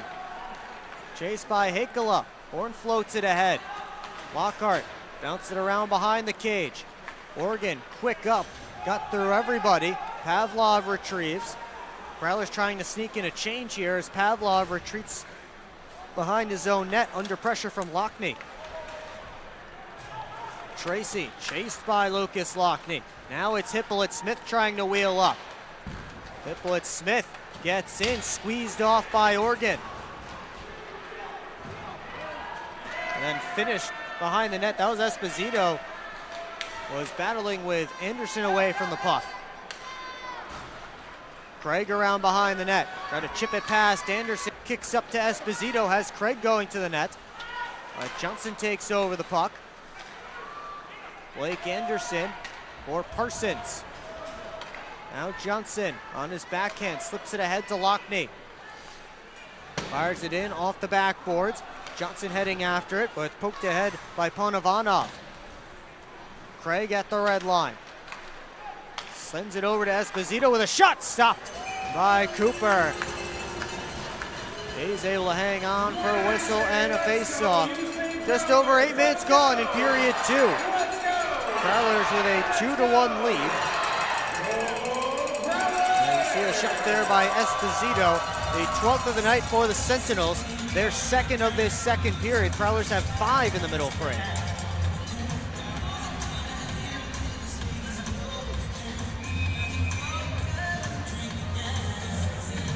Ashton Collazo being asked to leave the face-off.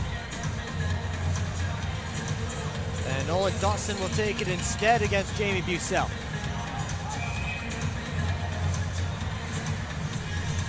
And now the linesman deciding that Dawson is not fit. Shaheen will step in instead. Dawson and Millette got a quick jump from the far wing. And finally, puck is down. And Parsons rims it around to the far side towards Federley.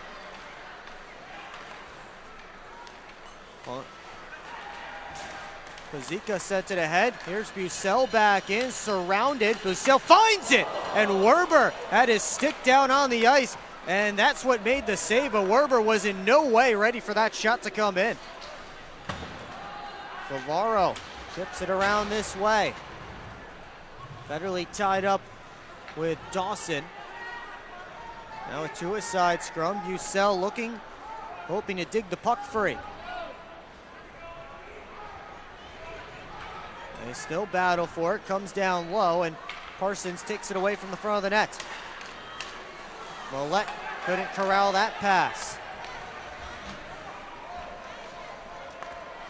Pazika looking ahead. He'll skate with it.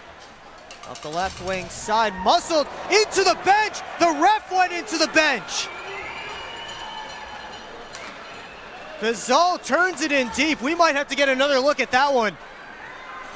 As Bucell ran Pazika into the boards, who ran into the linesman, who ran into the bench. And the linesman ended up on Indiana's bench. Luke James just took a puck up high, holding his face. He's back to his skates, trying to make a play on it. Bazal off for Oregon, cross corner dump. Graham and Tracy after it. Moved up, Lockhart on goal, off a stick and up, out of play. And let's see if we have a good look at, here's that hit, boom, boom, and line change, ref.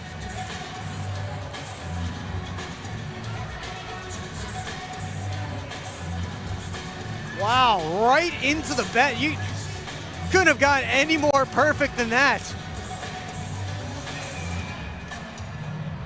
I don't think I've ever seen a ref get hit into the bench before. That's something else.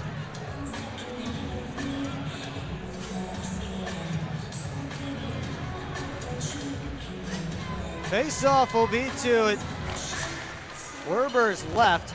Everybody's okay, by the way, after that incident. Price rips it wide. Johnson back on goal and steered out of play by Werber. And linesman no worse for wear. We will take a timeout here on the PHP Network past the midway point of the Hungry Howie's second period.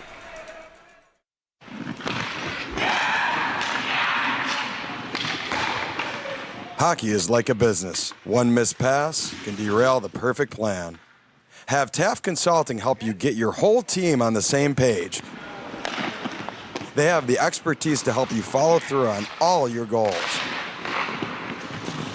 Find out how they can help you today by emailing taftconsulting@outlook.com.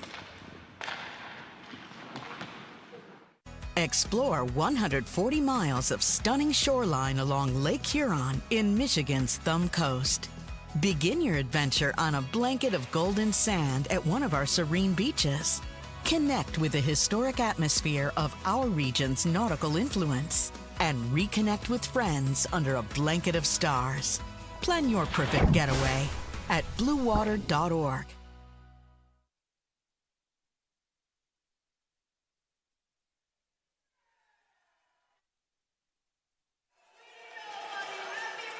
Back here in Port Huron, Prowlers with a 2-1 lead on the Indiana Sentinels. As we take a look at Reed Cooper there in the goal crease, he's the answer to the Who's That Prowler here tonight at McMorran.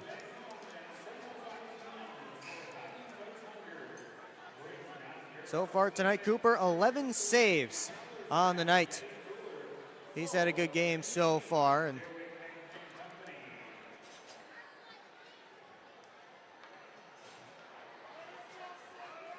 we will get a face-off down on the opposite end near John Werber. Price lined up right at the top of that circle there.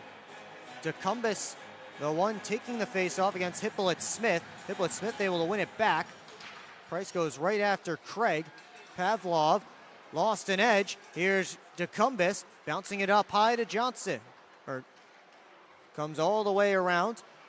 Hakala taken in by Ponovanov. Kicked along, and here's Craig. Johnson gets it down deep. Ponovanov back towards Pavlov. Chased by DeCumbus. Pavlov just did get it out. Gloved down by Hippolyte Smith. Pavlov has it again. Craig able to move it into the offensive end. Here's Esposito. A quick shot stopped by Cooper, and the rebound ends up in the corner. Let's go Prowlers chants coming down from the crowd here at McMorran as Johnson wiggles through a few Sentinels.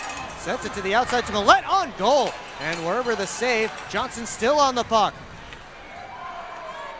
Johnson hands it off to Bucell. Makes a move around Collazo. Bucell backdoor play just out of Federley's reach.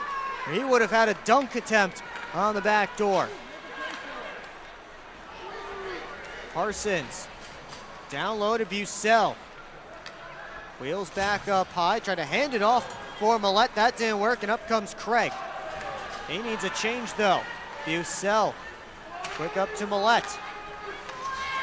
Puts it in an area. Lockhart couldn't corral the puck as it was on edge, and then Lockhart stole it back from Dawson. Millette trying to knock it down, and it's Glazer. He starts up. Parsons takes over. D to Lockhart. Approach 8 minutes left to go in period 2. Collazo picks off the pass. Glazer, Collazo tried to shoot, couldn't do it. Got one off on the backhand. Cooper's able to stop. And Ryan Glazer, unsurprisingly, in the middle of that scrum behind the net.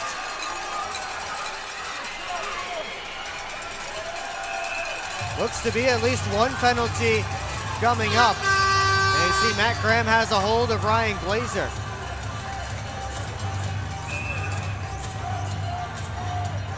The veteran Graham having words with the rookie Glazer. Now Lockhart going after Collazo with a linesman in between. They are pointing to somebody to head to the penalty box.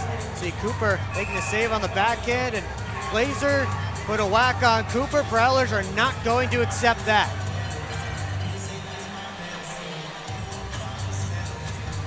We'll see who's being escorted to the sin bins. Looks like Brian Parsons is headed that direction. Nolan Dawson as well.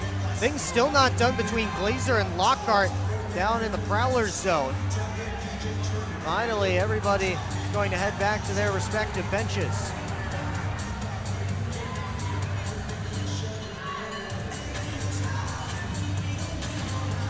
So one on each side in the sin bins. We'll see if this affects on-ice manpower or not. Matt Graham and Ashton Colazzo are having an extended conversation before they separate to head to their benches.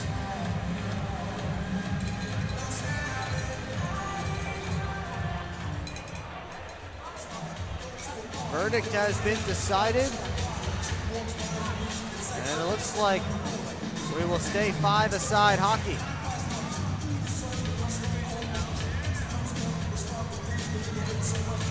Again, watch the whack there from Glazer, and Prowlers will always come to the defense of their netminder in situations like that.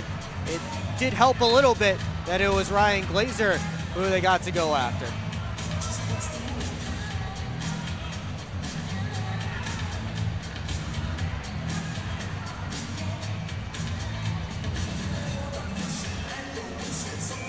Prowlers making a late change before this draw between Graham and Hippolyte Smith, the two number 51s.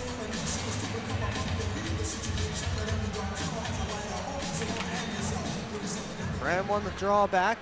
It's Johnson. Quick up, tipped out of play by Lucas Lockney, and some fans ducking for cover there in the front rows. Faceoff will stay deep in the Prowlers' end.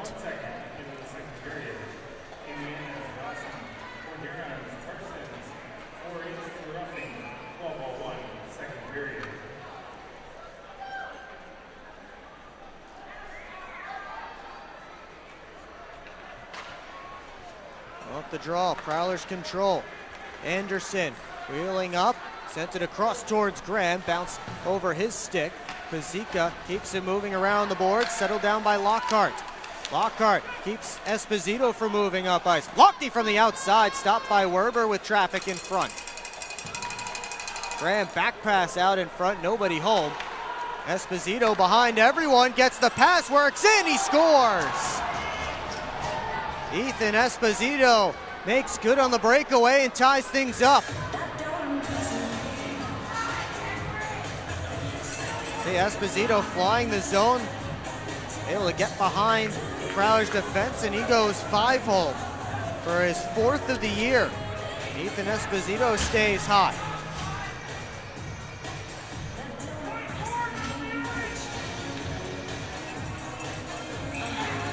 Just like that, it was a 2-0 Prowler lead, and now it's 2-all. Sentinels with the first goal of the second period. Puck dumped in by Merrick Tortorella. Tim Organ looking to work ahead, chips it in Millette's direction. Given back to Organ as he enters the offensive zone. Millette tried to force one through to Bucell. Instead, it's taken by Leas the other way. Eric Tortorella behind the net. Took a hit from Federley. Bucell around in Millette's direction. Able to one-hand it past Pavlov. Tracy had some trouble with it, but got it ahead. Goes all the way down, no icing, as Federley collects just in front of the goal line. Bucell hustling back after the puck, couldn't get to it. Federley now, off for Millette. Throws on the brakes. All 5 Sentinels back, and Ponovanov able to take over. Reverse for Tracy. Ahead to Merrick Tortorella. Makes a move around Millette. Bizal able to knock the puck off his stick. Tracy follows it up and backhands it in deep. Bavaro chops it towards Bizal. Bavaro across to Johnson with some more space. Johnson tried to whip a pass ahead that ended up on Pazika's stick. Now Favaro for James. Banks it in deep.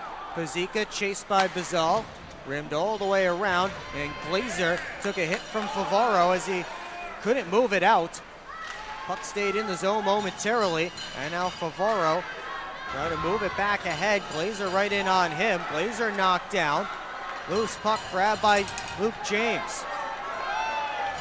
Cumbus has James going to the net, sent it to the middle where Bazal was. Ponovanov got down on a knee to intercept the pass. Colazzo dumped it in. Lockhart back behind his net. Indiana making a full change as Brett Lockhart wheels ahead. That one off a stick, hits the ceiling and down in the section right in front of me. And we'll get a whistle and a new puck. 5:08 left to go in period 2. 2-all between the Prowlers and the Indiana Sentinels.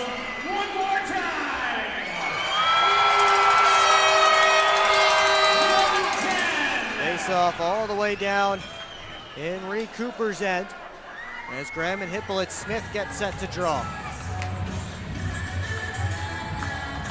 Oregon ahead for Lockney. Terrain bounces it back. Lockney trying to spin away, had the puck taken. Hippolyte Smith chips it ahead, and Lockney finishes his check on Hippolyte Smith. Oregon towards Graham. He was tied up. Lockney throws a check on Pavlov, trying to dislodge that puck. They still dig away. Pavlov able to force it towards the Prowlers end. Austin Federley taking some shifts on defense. Moved it ahead, delayed off sides here against the Prowlers, so they have to go back and touch up. Blake Anderson had to go grab his stick as well. Anderson picks off the pass in the neutral zone. Wheels in, drops it off for DeCumbus, tried to feed it across to Price. That hit Leas's skate. Price grabs the puck, trying to spin off of Leas. Bobby Price lost it to Craig. He moves ahead by himself. Now has Esposito joining him, and he draws a penalty. Prowlers going short-handed, hooking the call. And we'll have a Sentinels power play when we come back. Tied up at 2 apiece. Here at McMorran Place, physicality still at a high level. SMR Automotive Systems is part of the Motherson Group and a proud community sponsor of the Port Huron Prowlers. We are one of the largest manufacturers of rear-view mirrors for passenger vehicles in the world, with local plants in Port Huron and Marysville. We strive to support our local communities and have positions available for various abilities and experience. Find out more about who we are at smr-automotive.com.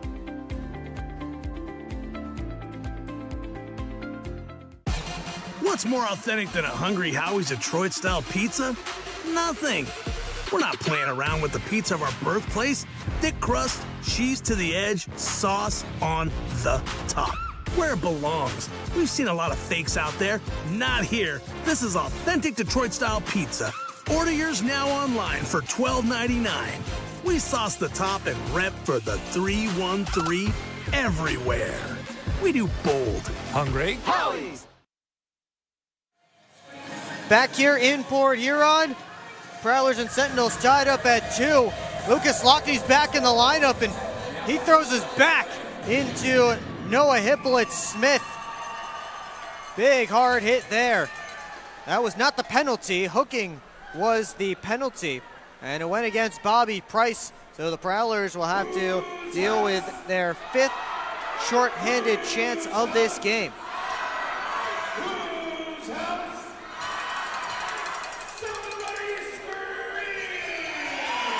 Indiana 1 for 4 so far on the man advantage.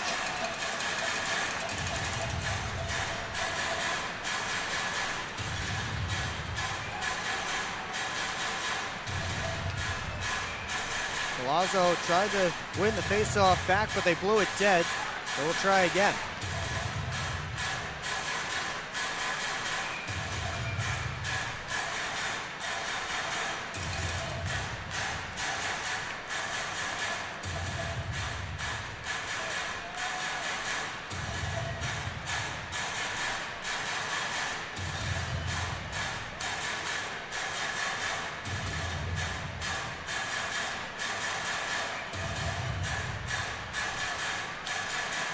Finally, now we're ready for this face-off. Thought we might be able to get some advertising done.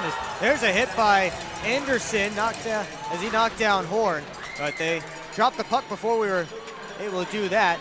Here comes Lockhart shorthanded with Blake Anderson. Lockhart off to Anderson, rips it. It's blocked by Tracy.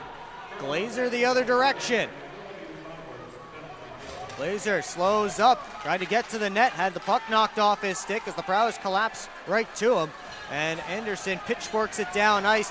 Glazer slow to his skates. And now a fight here between Shaheen and Favoro. Aaron Shaheen trying to tee off on Nick Favoro. They separate, come back together. Buckets and mouth guards flying. And Aaron Shaheen gets some more good punches in there at the end.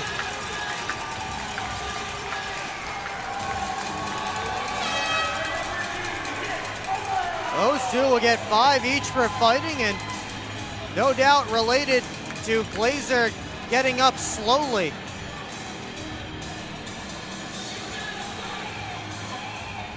And now Shaheen is heading off to the locker room. Let's take another look. There's Glazer. And Favoro just shoved him down to the ice. Shaheen turned around, went right after Favoro, and they dropped the mitts. Shaheen, a tough customer, able to get some real good punches in there. Favoro, again, is in the penalty box. Shaheen was sent off to the locker room. We'll see if Favoro also goes to the room, as they will both get 5 for fighting, and there is fewer than 5 minutes left to go in the period. While they're sorting all of this out, we want to let you know that the American Federation of State, County, and Municipal Employees is comprised of the workers who keep our streets clean, our children safe, and care for our community when it's sick. AFS-CME Michigan is the union that makes Michigan happen.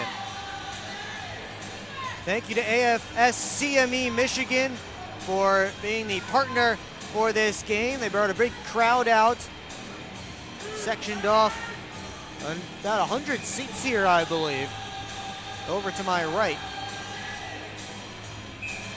Face-off will be all the way down in John Werber's end. No penalty went up other than the 5 each for fighting. It looks like it will stay that way. Bridget Smith, the Prowlers trainer, checking on Nick Favoro in the penalty box.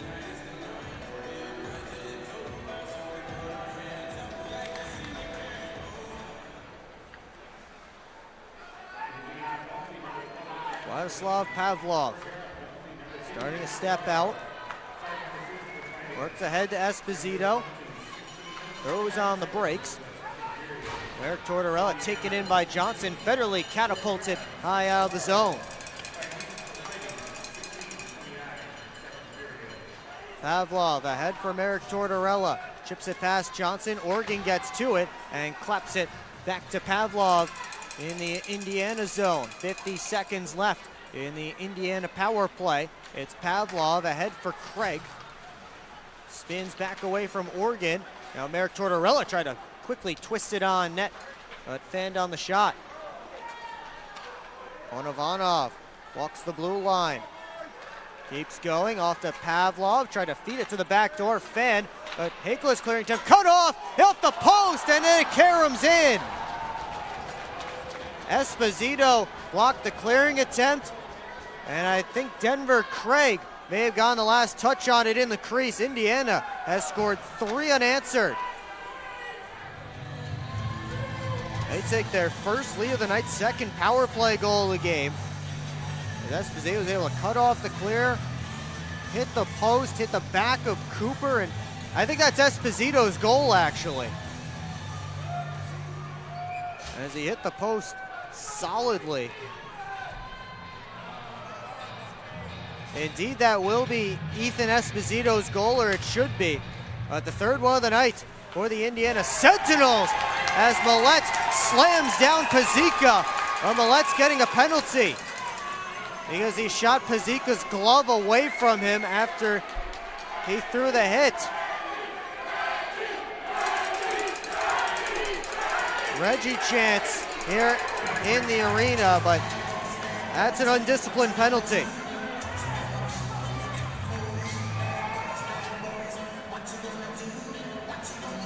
of Reggie Millette fans in the crowd. They're currently giving the goal to Denver Craig. You take another look at the hit here. Hard hit, but then right there he fired Pazika's glove. And that's a big no-no. Will likely be an unsportsmanlike conduct penalty, and actually they call it interference. It puts the Sentinels on their 6th power play of the game. They're 2 for 5. Pavlov slips it ahead to Esposito. Lockhart trying to take the puck from him. Hakala takes the body. Johnson trying to muscle off a Sentinel, and he does to clear. Werber leaves it for Pavlov. Moved ahead to Craig. Into the offensive zone with Merrick Tortorella. Craig centered it out for Ponovanov.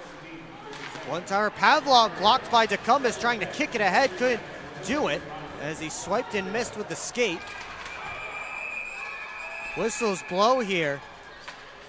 And maybe offsides against the Sentinels. Parsons chirping at Merrick Tortorella. You saw just as the play was blown dead, and linesman quickly getting between Price and Merrick Tortorella.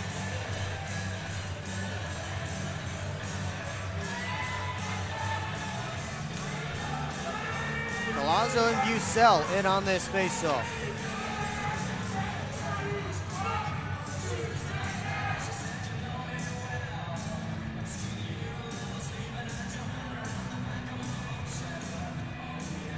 Referee giving a message to both benches before we drop the puck.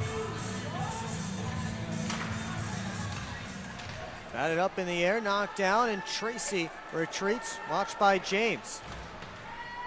Swung around to Pazika. And Pazika lost the handle, went right to Collazo. Pazika on it again. Trying to work away from James. Pazika fires up the left wing side. Pazika back on the puck.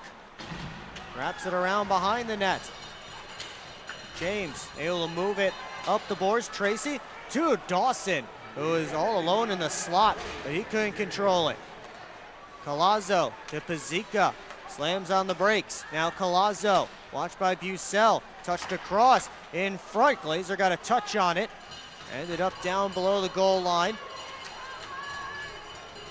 Players digging away. Tracy able to pull it free to Collazo.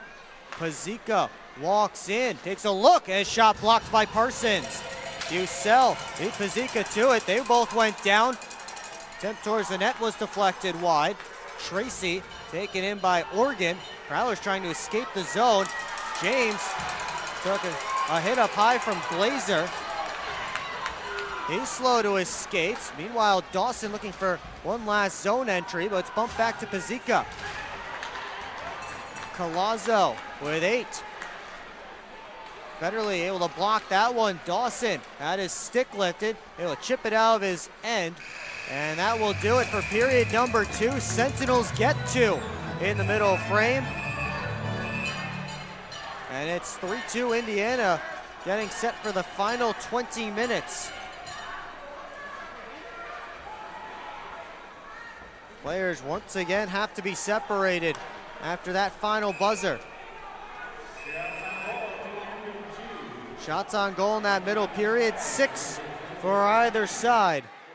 And it's the Prowlers with the lead in that department, 22-16, but trailing on the scoreboard, 3-2.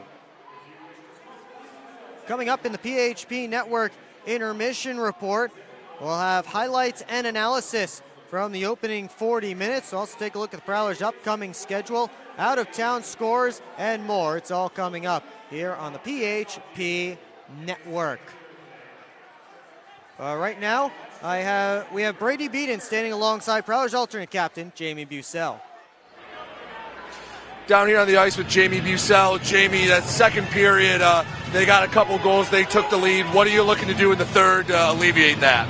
Just get back to what we did in the first. Just get the pucks deep, continue to cycle it, work it down in their zone, and just get back to Prowlers hockey.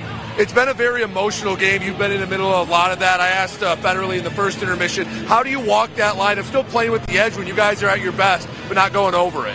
We got guys that battle hard and stuff, that aren't afraid to stick up for their teammates and stuff. And, they got a guy that goes and runs around and stuff. But, we got to stay disciplined, but still play hard and stuff, finish all our checks, especially when he gets the puck. And you said Reggie tipped that first goal. Yeah, so Reggie actually tipped it. So, Timmy fed it up to Reggie in the middle. He kicked it wide. I just took a step to the middle, and, Reggie kept driving the net. And when I shot it, actually tipped off his stick and went in. Well, Jamie, I appreciate it. Good luck in the third. Thank you. Appreciate it. Will, back up to you. Thanks, Brady. Jamie Bucell very unselfishly giving that first goal to Reggie Millette. We'll see if they do change it here on the sheet at some point before this game ends. But right now it does read Jamie Bucell from Reggie Millette and Alex Johnson. Prowlers scored twice in the first period. Sentinels got 2 in the second after 1 in the first. And Indiana has the 3-2 lead through 40 minutes of play. Prowlers hoping to avoid a 5-game losing streak, which would be one of their longest in franchise history. We'll have highlights and analysis coming up next here on the PHP Network. Come on, guys, hop in. We're not getting in that thing. That thing's gross. Yeah, I wore my nice pants today. This thing could use a detail. Well, I don't know. Do you know anybody who could detail a boat? I think that guy could. Hi, I'm Logan from Ballard's Detail. I can detail your boat. From oxidized and faded to smooth and glossy, our professional compounding and waxing process will get your boat looking new again. Contact us today at 810-956-8318. Visit us on Facebook at Ballard's Detail LLC. SMR Automotive Systems is part of the Motherson Group and a proud community sponsor of the Port Huron Prowlers. We are one of the largest manufacturers of rearview mirrors for passenger vehicles in the world, with local plants in Port Huron and Marysville. We strive to support our local communities and have positions available for various abilities and experience. Find out more about who we are at smr-automotive.com. Hello, I'm home.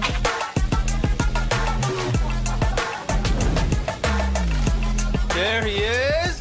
What is happening? Relax. We won. They brought back the snack wrap. Spicy or ranch? Spicy. Yeah, go. Yeah. Just one little bite. Can you stop? Oh, sorry. Gather your crew. Snack Wrap is back. This isn't working. LJ, pass me those flyers. No look behind the back pass. It's a whole play. I'll take. Come on. Gap up. Close the gap. Close the gap. What are we saying? This isn't working. We need a shift change. Let's bring in the professionals.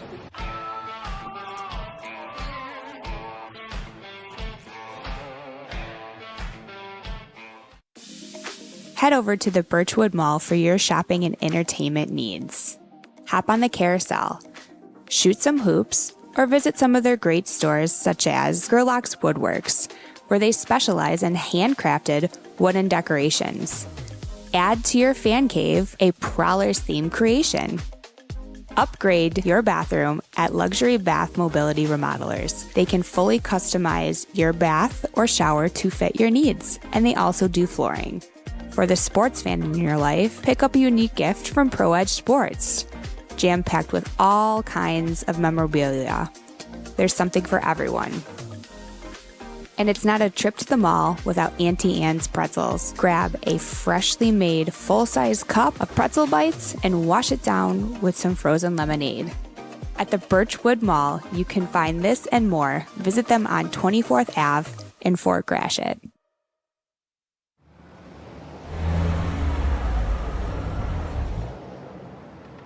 Hey guys, what's going on? Hi guys, we just stopped at Industrial Park Marathon to get some fuel and some snacks before the Prowlers game at McMorran. Nice. Yeah, we just stopped by here at Industrial Park Marathon so I can get a Slurpee before the game. Wait till after the game. If the Prowlers score 3 or more goals, Slurpees will be free. Thanks for the info. I'm going to get my Slurpee after, but we'll see you at the Prowlers game. See you at the game. Go Prowlers! Yeah, I don't know about this one, fellas. Boys, we don't overcome adversity by backing down. But yeah, I don't know about this one. That's reassuring. We're so screwed. All right, boys. Here's the game plan. LJ, you start with bananas. Wait, why do I have to do the bananas? Because you're the softest on the team. I don't want the bananas. This thing is gonna melt. We gotta hurry up. I won't do it. Okay, both of you. I will do the bananas and the whipped cream. Fets, please continue. Who's paying for this anyway? I am. I just bought my tickets for the Prowlers game this weekend, and the Milk House gave me 25% off my order. Fets, why'd you buy the tickets? You're literally on the team. For the discount. So are you all ready to give it a try? Oh, we're ready. It's true. Get 25% off your entire order at the Milk House, October through April. Simply show your ticket stubs at checkout and enjoy your discounted treat. Back here at McMorran Place, they're cleaning up the Chuckapucks Prowlers, trailing Indiana Sentinels by a score of 3-2. Will Wiggleman up here in the booth alongside Brady Beaton, who's been our sideline report tonight. Let me take a step back so you can see Brady over there. And Brady, you said all the hostility on the ice has been leaking off the ice a little bit. Yeah, it started even before the game. There were some words exchanged before even the pregame introductions, and that obviously goes back a handful of games. And you know, part of it is just the Prowlers. I mean, you hear them all talk about it, how they talk about it's a family, it's a team, and they take that to heart. I mean, they sometimes a little too to heart, as we've seen with racking up the penalty minutes, but it's part of what makes this team tough to play when it's going well. It's just a very fine line, Will. And I know over your years here, you've seen them ride that line really well and get under team skin, but at least tonight, especially in the second period, it feels like almost Indiana has flipped the script a little bit, that sometimes they're worried more about individual guys on the ice and maybe defending someone's back than just playing hockey. When they came out to start the game, hey, they were flying around, they were making plays in space, they were playing with speed, and the last 25, 30 minutes of hockey, it feels like they got away from that a little bit. And Indiana has been able to take advantage, a couple of power play goals, but let's go back to that first period when the Prowlers talked about high-flying start, and just a couple of minutes in, they were able to get the teddy bear toss goal and a nice zone entry, and before the start of that clip, Reggie Millette was I was going to set up the second goal. You see the teddy bears hitting the ice, but good job by Millette to get to the net after dropping the puck off. And Jamie Bussell told you in the interview that Millette actually did get a touch on that pass, on that shot. So give the goal to Reggie Millette. We'll see if they do change that here on the sheet. But Reggie Millette, the teddy bear toss goal for the second year in a row. But again, you talked about making plays in space, and Millette did a great job of that on the Prowlers' second goal as well, which is the one that I meant to talk about. Watch him 1-on-3 basically a 2-on-4 when Federley enters the zone, but Millette delays, gives his team time to come and support, and makes a nice pass off for Federley. Yeah, he put it right on a tee, and we've seen Reggie do this multiple times. We saw him do it a couple times in Topeka, where he can be that spark plug where guys maybe are a little sluggish. He can bring 2-3 guys into him and create that space. And for a guy like Austin Federley, you give it to him top of the slot between the circles. I mean, that's a golden opportunity for 19. Reggie is really, during this losing skid that the Prowlers have had, he's been the biggest driver of offense. And the Prowlers have scored just 4 goals over their 4-game losing streak. Reggie has been part of 3 of those 4 goals. So he's been a huge part of the offense, but they need more around him to get going.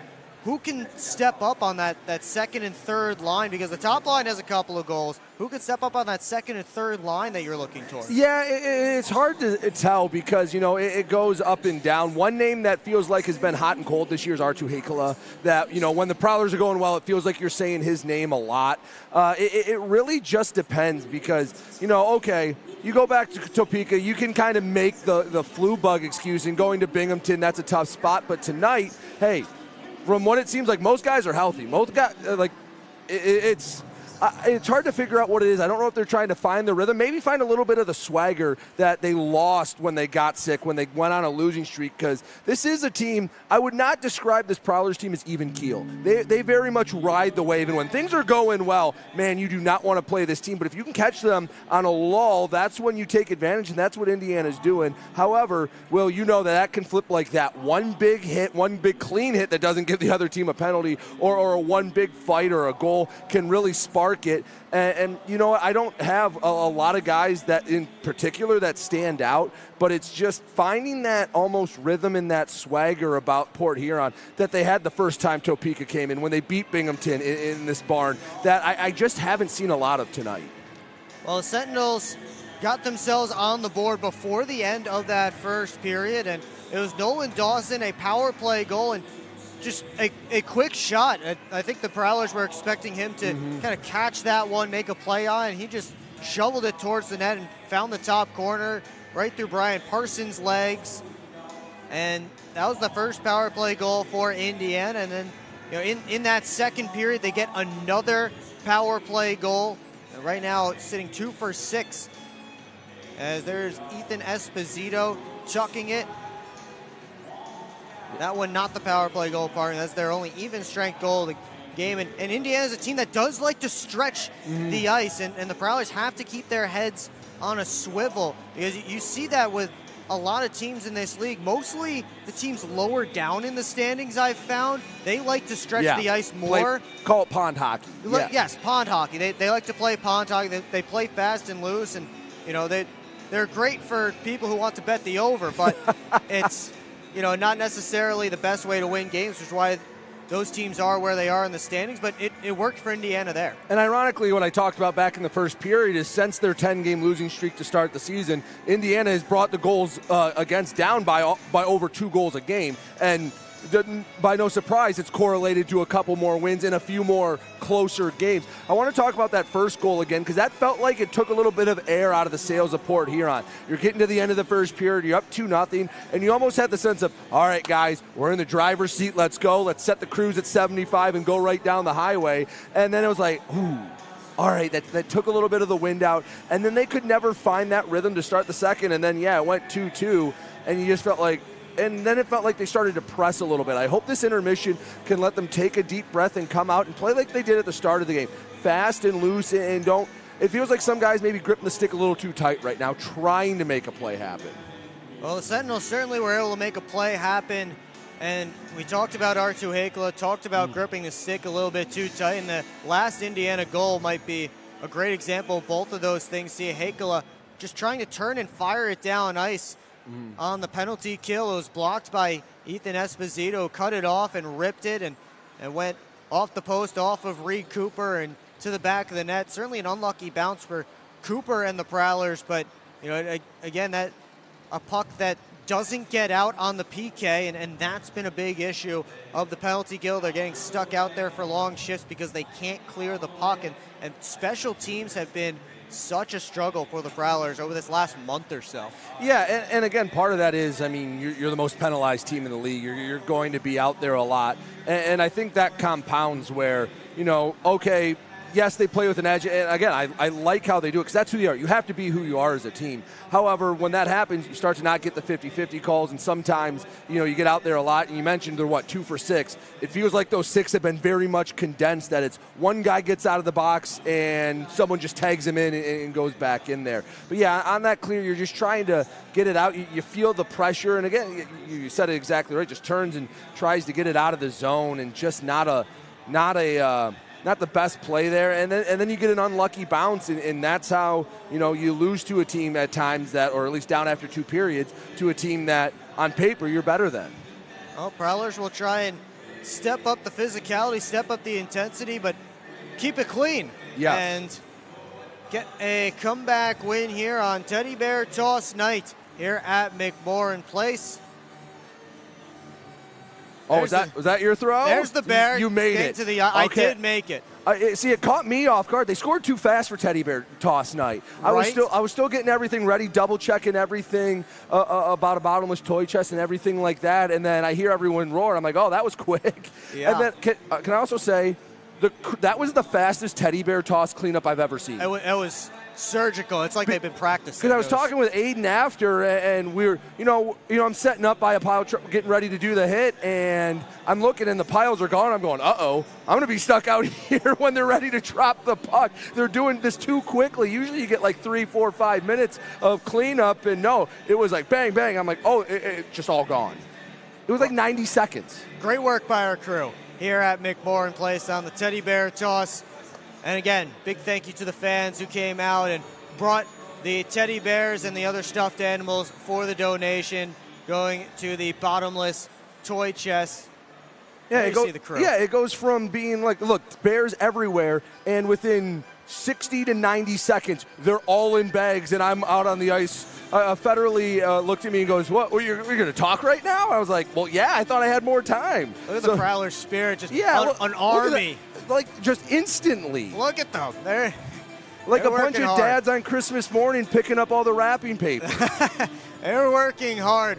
We will take a quick break, and when we come back, take a look at the Prowlers' upcoming schedule and start period number 3. Also take a look at the out-of-town scores as well. It's all coming up next on the PHP Network. Welcome to the new era of Prowlers hockey. New owner, new store, new horn, fire, projectors on the ice. Yeah, this isn't your dad's McMorran experience. This is Prowlers hockey. Get your tickets for the show now at phprowlers.com/tickets. Keep up with your Prowlers all season long on social media. Follow us on Facebook at the Port Huron Prowlers, Instagram at PH Prowlers, and Twitter at PH Prowlers. And you can find more information on our website, phprowlers.com. On Prowlers hockey.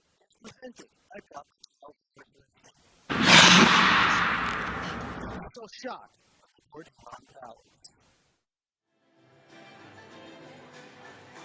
Back here at McMorran Place, Prowlers trailing Indiana Sentinels by a score of 3-2 through 40 minutes of play. Will Wiggleman with you on the PHP Network. Thanks so much for joining us tonight. Before we get back to this game, let's take a look at what's ahead for the Prowlers, their upcoming schedule. This is the start of a 4-game homestand for the Prowlers this weekend and next. Tomorrow night will be the Hockey Fight Hunger Game, and the Prowlers are raffling off a custom Prowlers wrapped Yeti cooler filled with steak.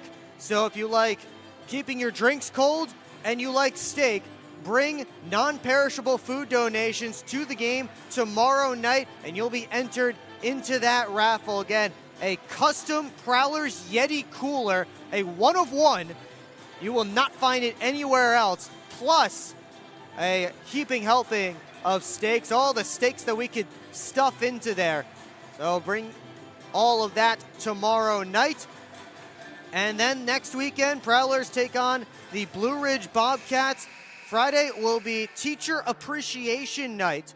So head to phprowlers.com, find our promotional schedule under the schedule tab, and nominate your favorite teacher to be honored on Teacher Appreciation Night. And then Saturday, the 20th of December, last game before Christmas for the Prowlers, Santa will be in the building, and he will be taking pictures for free for you here. So get here early because he will not be here the entire game. He will be here only for the first period or two. But be sure to get down here to McMorran Place to meet Santa and get a picture. Let's take a look now at the out-of-town scoreboard presented by Love After Hours Boutique and Boudoir. Use code Prowlers for 15% off at Love After Hours. Scoreless second period in Athens. They're still tied up 2 apiece between the Rock Lobsters and the Ice Cats. There was an error on the score earlier on, or a goal was called back. Either way, it was 2-2 in Danbury. It's actually 2-1 in favor of the Hat Tricks. Black Bears with a 36-10 shots advantage. But Sebastian Risar has made 35 saves. They're heading into the third period. Hat Tricks looking to end the Black Bears' winning streak. Wolves doubling up the Bobcats right now. It's 4-2 as those teams have traded goals in the recent going. Dom Della Savita has 2 for Watertown. Philip Lavick and Danny Martin, the 2 goals for the Bobcats since we last chatted, and it was 2-0 Wolves. Still just a 1-0 game in Winston-Salem as Gus Ford's goal has stood up so far. River Dragons so far being blanked by Boris Babick. It's 1-0 Twin City. Goals aplenty in Monroe. Moccasins leading the Breakers 3-2 late in the first. Jared Christie, Casey Kirsten, and Corson Green have scored for Monroe. Tim Payne and Trey Fisher, the goals for Biloxi. And finally, the Topeka Scarecrows and Baton Rouge Zydeco tied up at 1 goal apiece. Nick Catola and Cam Clark, the goals there. Of course, here it is 3-2 Sentinels as our Love After Hours out of town scoreboard. As the Prowlers hit the ice here at McMorran Place. See it down there at ice level, courtesy of Aiden Vision. And we take a look at the stats from this game so far. Prowlers again up on shots, but the power play goals are killing the Prowlers. Stop me if you've heard that one before, as Port Huron continues to take penalties and give up power play goals. Their penalty kill has struggled.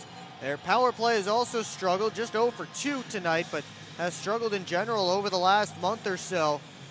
They'll need to keep it 5-on-5 if they are to get back in this one and tie things up here in the third. Reed Cooper down the goal crease to our right. You see him there on your screen, just 13 saves on 16 Indiana shots. John Werber down at the other end has made 20 saves on 22 shots. Prowlers starting with a line of Blake Anderson, Vinny DeCumbis, and Bobby Price. So Prowlers trying to reunite that trio that had a lot of success against the Blue Ridge Bobcats a few weeks ago when Anderson scored his hat trick. And here is Anderson intercepting a pass and putting it right in on Werber. He'll toss it off to Pavlov. Esposito ahead for Craig. Wheeling in with Hippolyte Smith. Craig's shot blocked. He regathers behind the net. The big Denver Craig turned it down low. Esposito couldn't bring in the pass. He was all by himself at the side of the net. Craig with a quick shot on goal. Cooper alert and ready for it. Prowlers move out, or at least move ahead. They still have not exited their zone. Craig threw a hit on Blake Anderson. Johnson able to spin away from Merrick Tortorella and now gets it to Anderson. Drops it off to Federley. To the net, shouldered off by Werber. And Tracy fires it up the boards, kept in by Parsons. Nope, he did not keep it in, actually. Linesman disagreed. Stepping out from behind his net is Tracy. A fan moved it along. Merrick Tortorella dumps it in deep. Oregon taps it to the corner. Grabbed there by Leas. Merrick Tortorella tied up by a couple of Prowlers. Here's Oregon circling the net. He left the puck behind. Maybe we've gotten stuck in some water or something along those lines. Either way, Ponovanov up to Colazzo, and he dumps it back in. Parsons all the way ahead to Federley. Now Lockhart into Graham. He tips it deep. Ponovanov up to Dawson off his stick. Lockhart wrists it through and just whistled it wide. Johnson was challenged by Glazer. Slid it up to Graham. Prowlers back in. Willette Lockney hit the post! Back the other way come the Sentinels. Dawson trying to chase back after that puck. Ponovanov got it ahead. And now it's Johnson. Off the boards, Graham touches it for Millette. Played it to an area behind the cage. Werber pushes it around right into Graham. He's tied up with Collazo, who wins the puck. But then Graham took it back from Collazo. Penalty coming up against Matt Graham. And Graham frustrated there. Looked like the arm went up late, but hooking the signal. And Matt Graham will have to sit for 2 here early in period 3. And his team will have to kill. Let's see if we can get another look here. Well, here's another look at the chance for Lockney, and right off the iron, just couldn't get the puck luck that the Sentinels got when they had their shot go off the post and ended up off of Cooper and in the net. See the overhead look here as off the post just past Werber. But Indiana on its 7th power play of the game. Matt Graham, the one sitting in the box. 2.5 gone in period 3 and a big chance for Indiana. But a good clear there by James to start it off.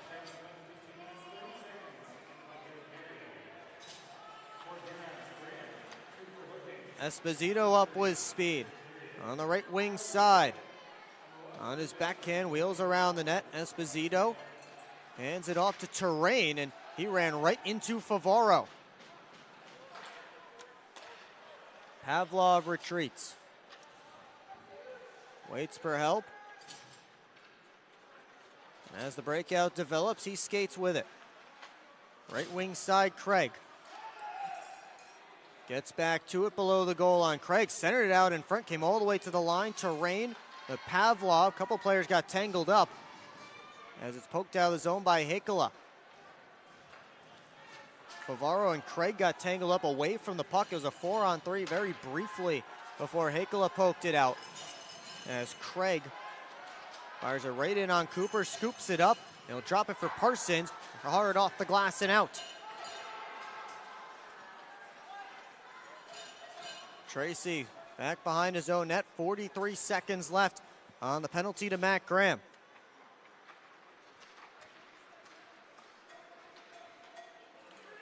Eric Tortorella tried a backdoor feed to Dawson. That was blocked by a Prowler skate. Here's Parsons, makes one move, and he gets it all the way down. 25 seconds left to go on the Indiana power play. No shots yet for the Sentinels on this man advantage.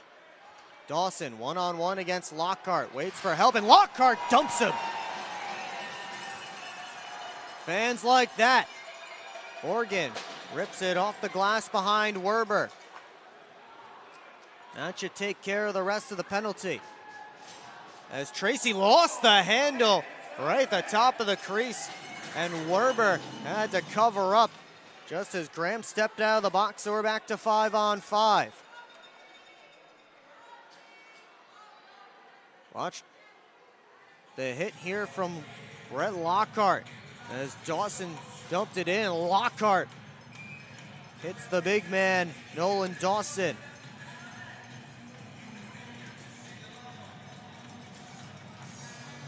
Off this face-off, Lockney to the net, save Werber.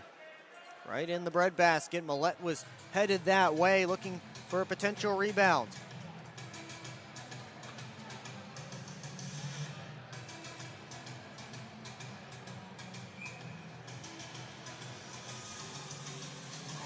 Tried again from the same spot, Graham wins it back again. Favaro on goal, save, rebound, Johnson, he scores! Alex Johnson snuck all the way in, and he ties it up.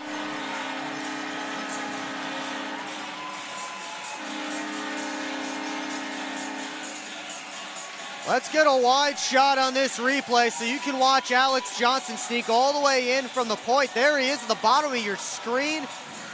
And that's a face-off play that works to perfection as Favaro was looking for a rebound with his shot.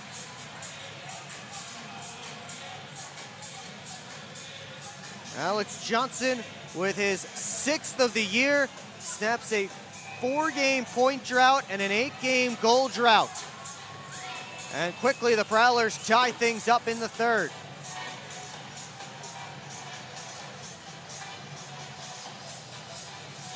Again, as soon as Favaro got that puck, Johnson started sneaking in from that left point. and nobody went to him on Indiana to cover. He had all the time in the world to shoot that puck to the empty cage. Here's another penalty. Elbowing the signal. And the Sentinels are going right back to the power play as Arttu Heikkilä heads to the box.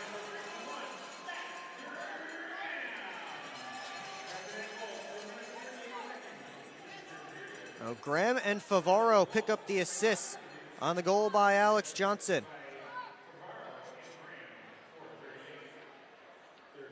For Matt Graham, that's his second point of the night. And how about point number 550 in the FPHL career of Matt Graham? Although his team now has to defend a penalty, he's out there chasing Pazika. Another milestone for Matt Graham, one of the best players in FPHL history. Of course, he'll tell you he's just trying to get his team 3 points tonight. As Favaro backhands it down ice. That loose stick in the Sentinels zone belongs to one Matt Graham. Pazika tried to feed a pass through. Pazika turns back, sent it all the way across. And now a penalty coming up. There was a scrum ensuing right in front of the Prowler bench, and that might be what this penalty came from. We will find out and let you know when we come back here on the PHP Network. Hi, what can I get for you? I'd like some McMorrin fries, please. All right, that's going to be $4. Okay. She shoots, she scores with the new Prowlers debit card. Don't you have somewhere to be? The game's on. Get your Prowlers debit card only at Flagship Community Federal Credit Union, located on Lapeer Road in Port Huron. Flagship Federal Credit Union is federally insured by the NCUA.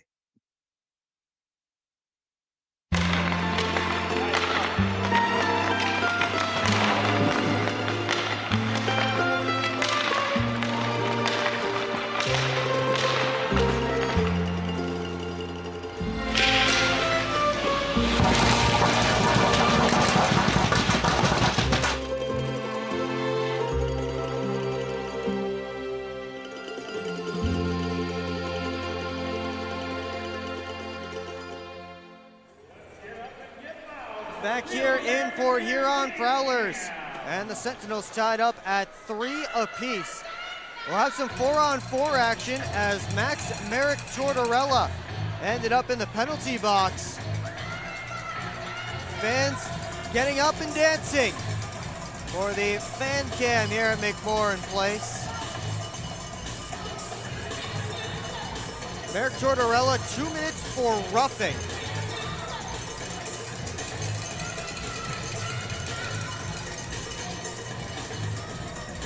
Face-off will be all the way down in Werber's end. Again, there was something going on by the Prowler bench. And that is where the penalty resulted from.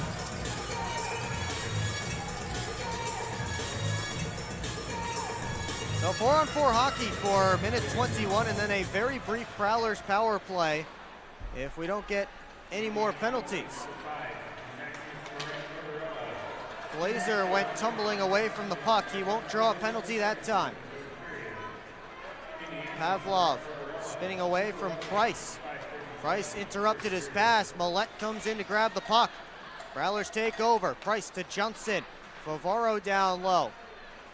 Spins, try to sweep it out in front. It's right next to Werber, and he's able to cover up.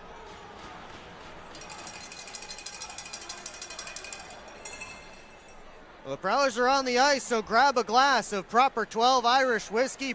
Proper 12, the official shot of the Port Huron Prowlers. Please drink responsibly. Face off to Werber's right. Prowlers have federally taking the draw with Blake Anderson right at the top of the circle. See if they can get him free for a quick shot. Puck came towards him, but Pazika jumped ahead and was able to knock it away. Here's Tracy. Wheeling up by himself. Tracy able to sidestep Brett Lockhart. And Lockhart grabbed the puck.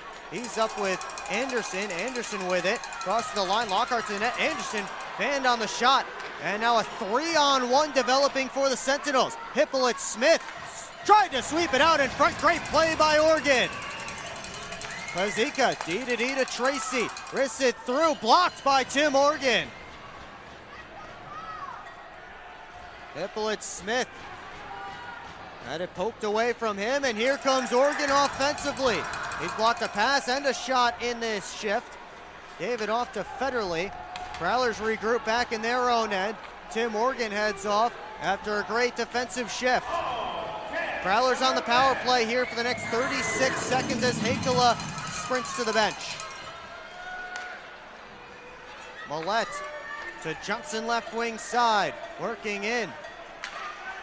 All the way around to Graham, got past him. Favaro backs him up, but he gave it away to Terrain, who dumped it all the way down. Prowlers have time for one last rush on this power play. And of course was abbreviated to start with. Favaro gets in. Favaro around Ponovanov, still with it. Pass in front, looking for Graham. Poked around towards Lockney. Sentinels back at full strength. Merrick Tortorella, first one on the puck in the Port Huron zone. Chased by Millette. Merrick Tortorella tried to cycle it, but Favaro took it. Millette finished his check on Merrick Tortorella. And now they'll call a penalty, and Reggie Millette can't believe it.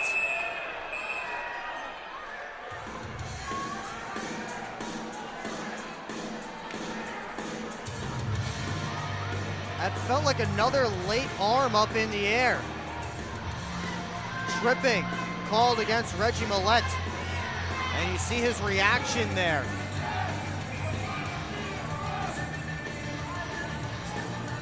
Sentinels to their 9th power play of this game. Let's take another look. And Millette finished his check. I gotta be honest with you folks, I don't see a trip there. I think Millette just finished his check. That's surprising.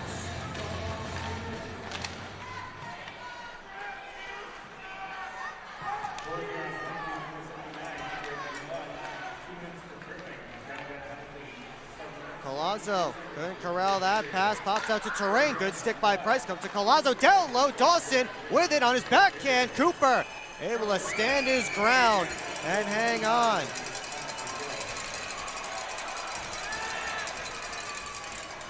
Graham tied up with Dawson. Prowlers got caught running around a little bit, but they did get sticks in passing lanes and shooting lanes before Collazo was able to get it down deep.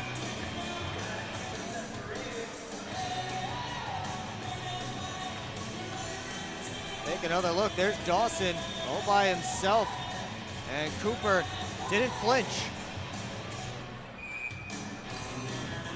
Graham sending Collazo to the backboards.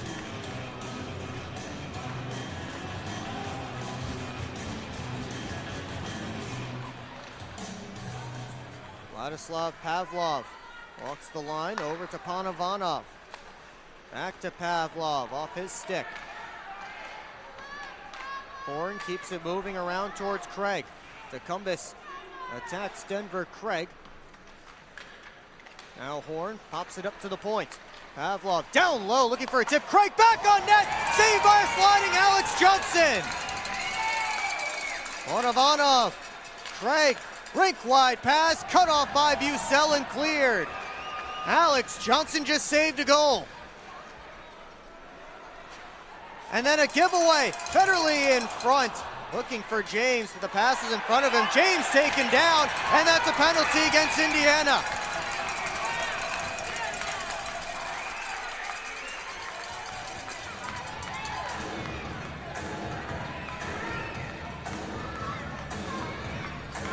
Take another look at possibly the save of the week. As the puck came off the backboards, kick, saving a beauty from Alex Johnson on Denver Craig. And then here's the penalty as Ponovanov got his stick in James's feet. And Ponovanov heading to the box, that will negate the rest of this Indiana man advantage. We got 56 seconds of 4-on-4, and then a Prowlers power play after that. Blake Anderson taps it to the line. Oregon steps to the middle. Floated it down low for Price to catch. Price cycled it deep, nobody there, except for Pazika. Sentinels take over. Pazika missed the pass to Terrain. Lockhart back for Oregon as the Prowlers regroup. And Oregon lost it to Leas. Outside try, missed the net. Price chipped it by Merrick Tortorella. Leas trying to grab control, and he gets it down in Port Huron's end. Merrick Tortorella almost took it away from Cooper there. Merrick Tortorella looking for a pass, back pass in front, given away to Favaro. Up to Anderson, into the offensive zone, and whistles blow for an offside at the Indiana line. It's a Prowlers power play for the next minute and 2 seconds here. We approach the midway point of period 3. Prowlers and Sentinels tied up at 3 apiece.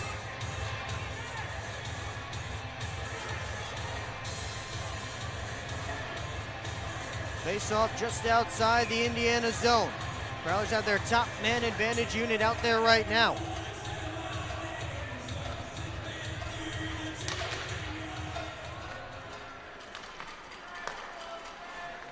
Johnson had it poked off his stick at the line. Favaro towards Lockney, gave it right back. Indiana got a stick in the middle of that pass. Prowlers still trying to enter the offensive zone. They've lost 25 seconds since that face-off, and now they're in. Lockney tried to bat it back to the point, taken away by Collazo. Pavlov now, indirect feed to Collazo. Gets it back to Pavlov. Has Hippolyte-Smith going towards the net. Cooper forced to make a glove save. He dropped it, and that was almost trouble. Now Graham got it up to Millette. Has Lockney going to the net. Got it there! And just eluded him. Maybe a little too much sauce on it. Lockney has to exit the offensive zone. Graham peels back.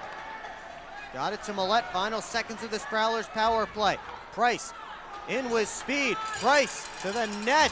Behind the cage. Price in front. James stopped by Werber on the doorstep. They launch it out. Here comes Panovanov out of the box, and he scores. Ivan Panovanov out of the box, scores on the breakaway and puts Indiana back in front.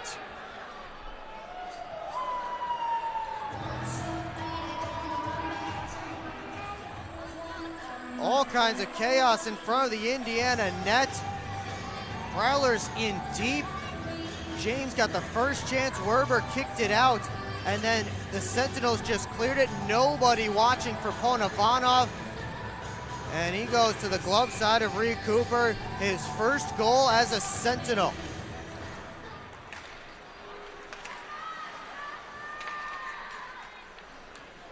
Favaro banks it in. Panovanov swings it up this direction. Federley chips it down low to Bucell. To the middle, Federley couldn't get it in a shooting position, and comes out of the zone. Favaro to Federley. Knocked off his stick. Favaro works in with Hakala, trying to get it there. Comes back to Favaro. Favaro still on it. Try to back pass it in front. Bounce back to him once more. Favaro makes a move. Still with it. For another trip around the zone. Tried to center. Bucell comes out in front, and Anderson backhanded off a body.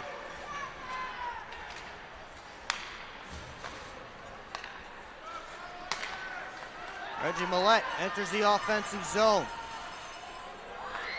Pavlov behind the cage, sent it up, kicked back deep by Oregon. Centered by DeCumbus behind Millette, and Horn is out.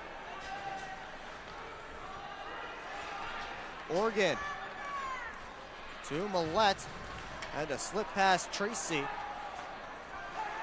Merrick Tortorella, his pass to nobody, goes all the way down for an icing. We'll take a timeout. Sentinels back in the lead, 4-3. We'll be right back here on the PHP Network.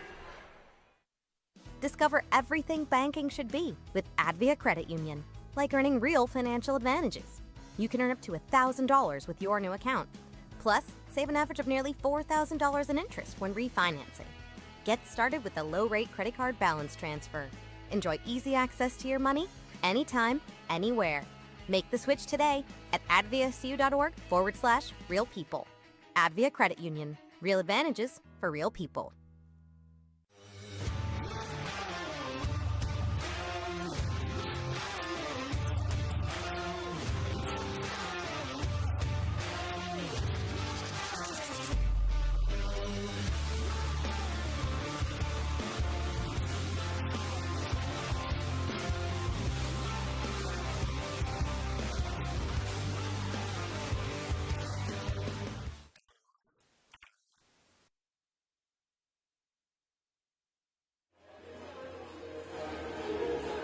Back here on the PHP Network, Prowlers trailing Indiana 4-3 with about 7.5 minutes to go in this one. The tone of the third period looked like it was going to change on that penalty kill, on the Matt Graham penalty. Brett Lockhart, his hit, it really rejuvenated the bench, something I talked with Will about in the intermission, about finding something to flip that switch. That looked like it was going to be the moment that flipped the game. Prowlers scored, had a chance, and then they miss on the doorstep, leads to an Indiana goal. Prowlers need a goal to avoid their first 5-game losing streak overall since the end of the 22-23 season into the playoffs and the start of the following season. Last time the Prowlers lost 5 straight in the regular season, when they dropped 7 in a row to end the 21-22 campaign. Will, back up to you. Thanks, Brady. Sentinels working up, looking for more. And it's just very interesting that the Prowlers struggle with teams like the Sentinels, and last year was the HC Venom. They just seem to struggle with these bottom tier teams every so often. It always feels like there's one that the Prowlers give up points against, and it affects the standings, of course, later on in the season. Although the Prowlers right now, they've not been able to really beat anybody as of late. Still lots of time left to go in this one, though. So we approach 6.5 up on the clock. Oregon chips it by Pavlov on his backhand off the side of the cage. Popped up in the air. Comes off the boards. Glazer, one hands to Pavlov.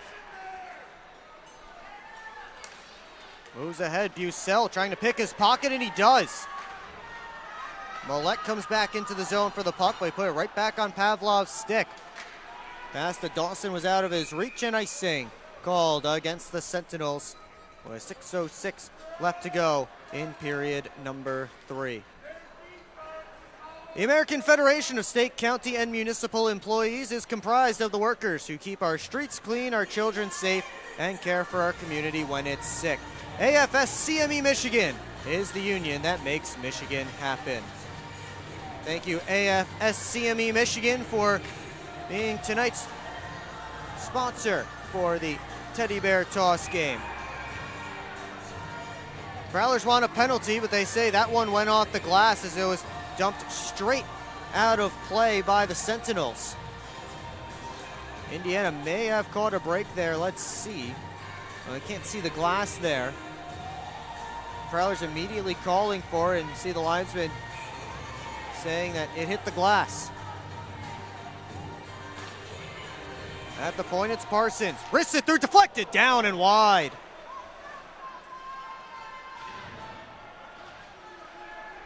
Pushed all the way out and back down. This will be another Indiana icing.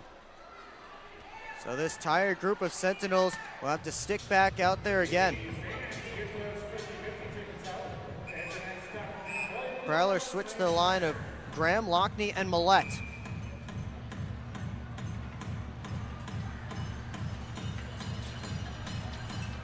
Graham will draw against Hippolyte-Smith.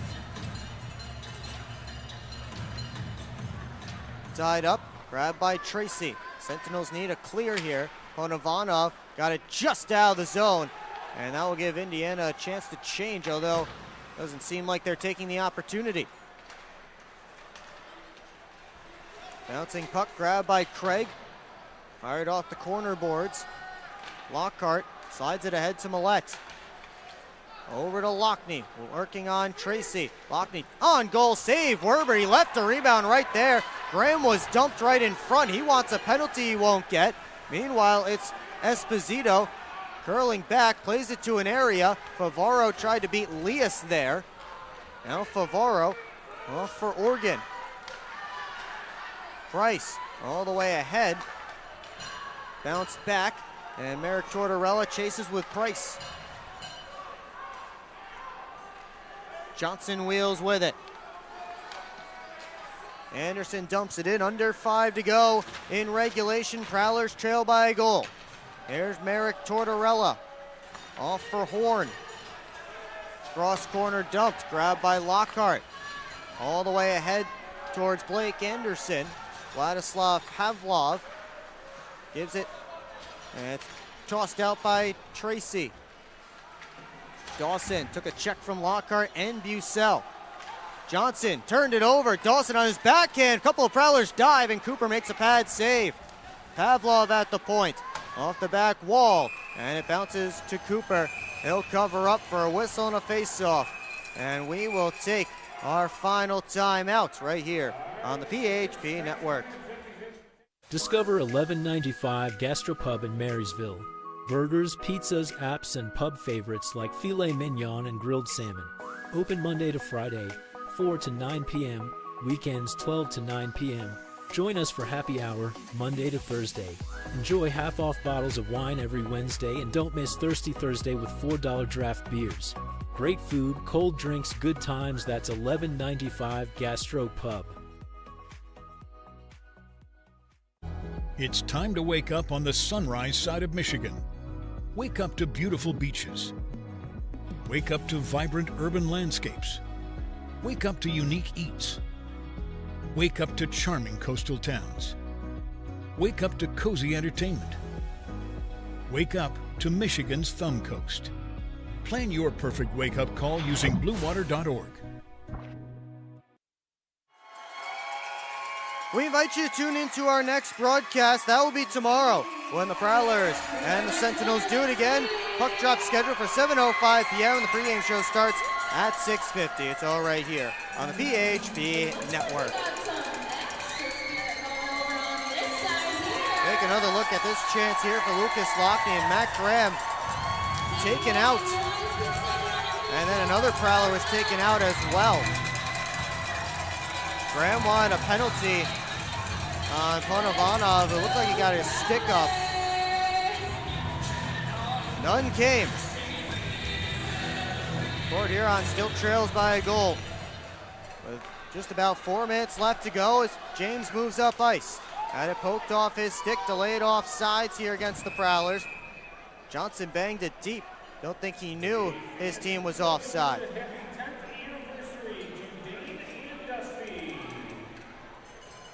The face-off will be just inside the Indiana bench, outside the Indiana bench. We will keep an eye on Reed Cooper down in the Prowlers' goal crease. Favaro up towards Millette, off the boards. And Glazer works it out. Johnson. Bucell brings it all the way in. Price took out Tracy. Millette behind the net. Up high to Favaro, hands off to Millette. Millette gets it to Johnson, sneaking in deep. Johnson stick handles along the half wall, up high Millette, floats it through, deflected, rebound there, and poked to the corner by Tracy.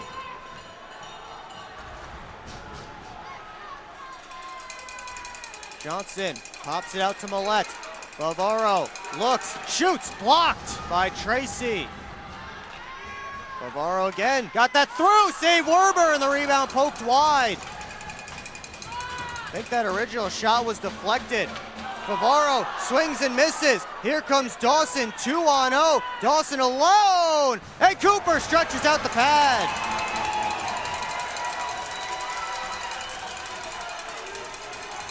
Coop got that with his toe, and it stays a 1-goal game, under 3 to play. Lockney taps it back to Lockhart, D to D, Oregon. Oregon wheels up to Hippolyte Smith, back pass. Ponovanov ahead, tipped in by Esposito, right to Cooper. He'll play it off to Lockhart, in some danger. Got it off to the boards where Graham moved it ahead to Hakala. Puck pinballed around. Here's Ponovanov with a rink wide feed behind Craig. Hippolyte Smith on the right wing side, spins back, trying to send it down deep, popped up in the air. Lockhart gloves it down, moves ahead with 2 minutes left to go. Hakala. Shot blocked by Terrain. He claps it up the wall. Parsons keeps it deep only for a moment. Hakala down on a knee. At the red line. Wheels in on his backhand. Werber leaves it for Ponovanov. Cooper still in the net, minute 45 to go. Favaro down the boards. And it's skated out by Terrain. Played it to an area. Favaro for Parsons. All the way ahead to Austin Federley, tips it in deep. Cooper still staying put in the cage.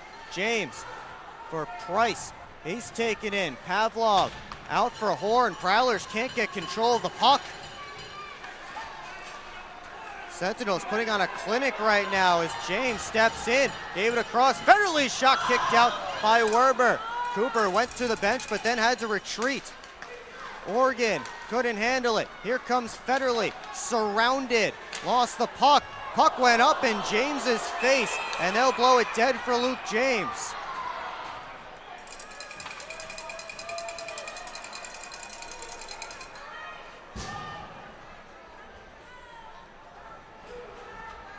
James slow to his skates here. Still on his knees. He's checked out by Prowlers trainer Bridget Smith. Under a minute to go. They take another look. Second time in this game that the puck has gotten chopped up into Luke James's face. He's still feeling it.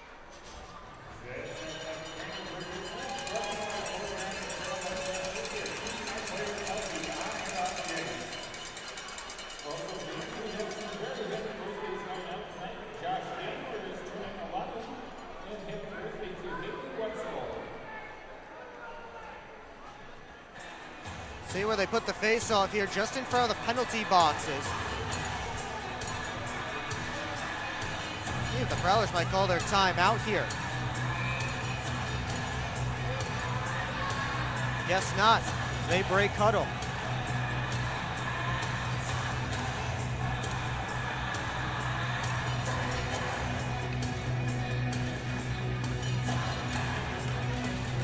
Graham and Leas for a big face-off. It's tied up and poked back to the Indiana defense. Tracy dumps it around. Austin Federley needs to start moving up ice here with 42 seconds left to go. Cooper looking towards the bench, but Federley's pass behind Johnson. 33 seconds left. Prowlers can't escape their zone. Federley. Cooper to the bench as Millette bounces it in. Millette able to pitchfork it ahead. Dawson gets it out. Knocked down by Johnson with 16. Quick up. Price just fires it in. Stick to the corner by Werber. Hakala to the net. Graham tried to center. It's underneath Tracy. Played it with his hand off to Collazo. That's a legal hand pass. And the Sentinels are going to win it.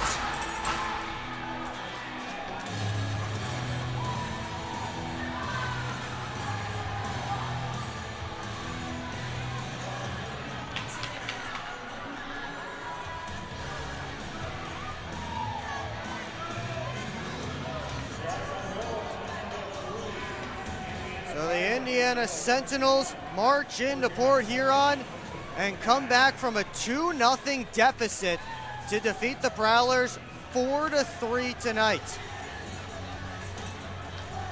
Stick around for the post-game show here on the PHP Network. We'll have highlights and analysis, final game stats, and we'll hear from the Prowlers dressing room, including Prowlers Associate Head Coach Chris Poland.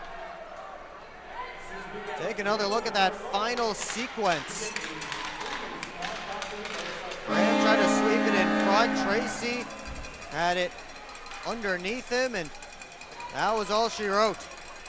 The Indiana Sentinels now have 3 wins this season, and 2 of them have come against the Port Huron Prowlers. A stunner here tonight for the Prowlers, who again had all the momentum to start this game. They had a 2-0 lead early, and Indiana stormed back, scored 3 unanswered. Prowlers were able to tie it, but the Sentinels get the winner off a miscue. And this is going to be one that Prowlers look back on, and they'll lament it. They'll certainly lament it. As you get the prayer circle there at center ice. Want to remind you, these teams will be facing off again tomorrow night here in this building, 7:05 p.m. puck drop. You can get your tickets now at phprowlers.com/tickets, by phone at 810-985-6166, or by scanning the QR code on your screen now. It's online at phprowlers.com/tickets, by phone at 810-985-6166, or scan the QR code on your screen now to get to McMorran Place this season. Post-game show is next here on the PHP Network. Are you sick of asking somebody else to live your own life? I'm Josh with the Franchise Guys. If you're ready to quit your job or build your empire, I'll help you trim down my 800 franchise brand partnerships down to a few that fit you, fit your goals, and fit your budget. With options from senior care to airplane detailing, there's an opportunity for you.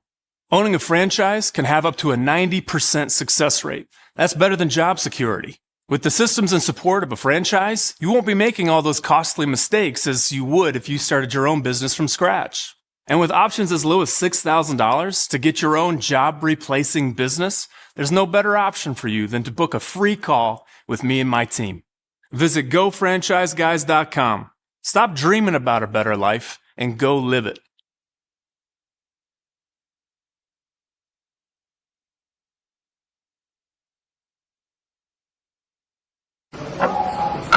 This isn't working. LJ, pass me those flyers.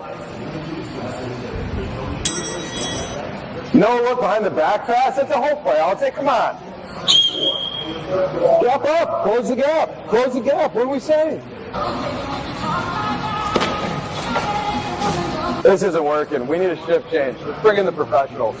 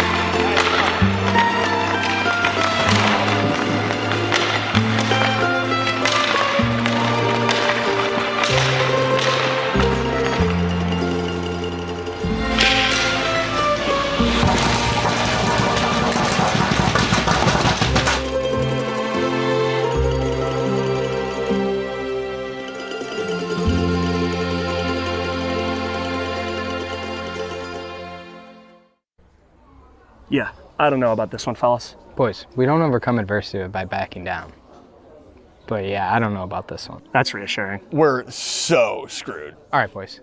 Here's the game plan. LJ, you start with bananas. Wait, why do I have to do the bananas? Because you're the softest on the team. I don't want the bananas. This thing is gonna melt. We gotta hurry up. I won't do it. Okay, both of you. I will do the bananas and the whipped cream. Fets, please continue. Who's paying for this anyway? I am. I just bought my tickets for the Prowlers game this weekend, and the Milk House gave me 25% off my order. Fets, why'd you buy the tickets? You're literally on the team. For the discount. So are you all ready to give it a try? Oh, we're ready. It's true. Get 25% off your entire order at the Milk House, October through April. Simply show your ticket stubs at checkout and enjoy your discounted treat.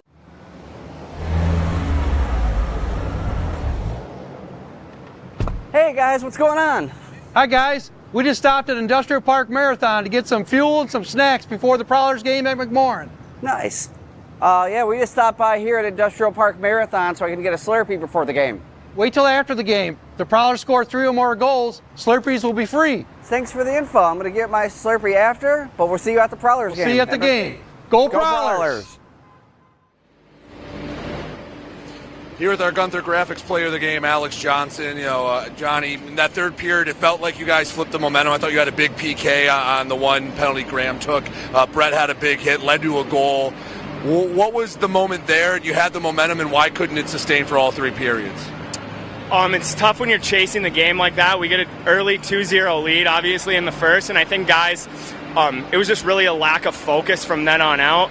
Something has to give with the penalties. We can't keep shooting ourselves in the foot constantly and taking these numerous penalties that just hurt us. Like the third period, way too many kills for us. It tires down our guys, and we just can't.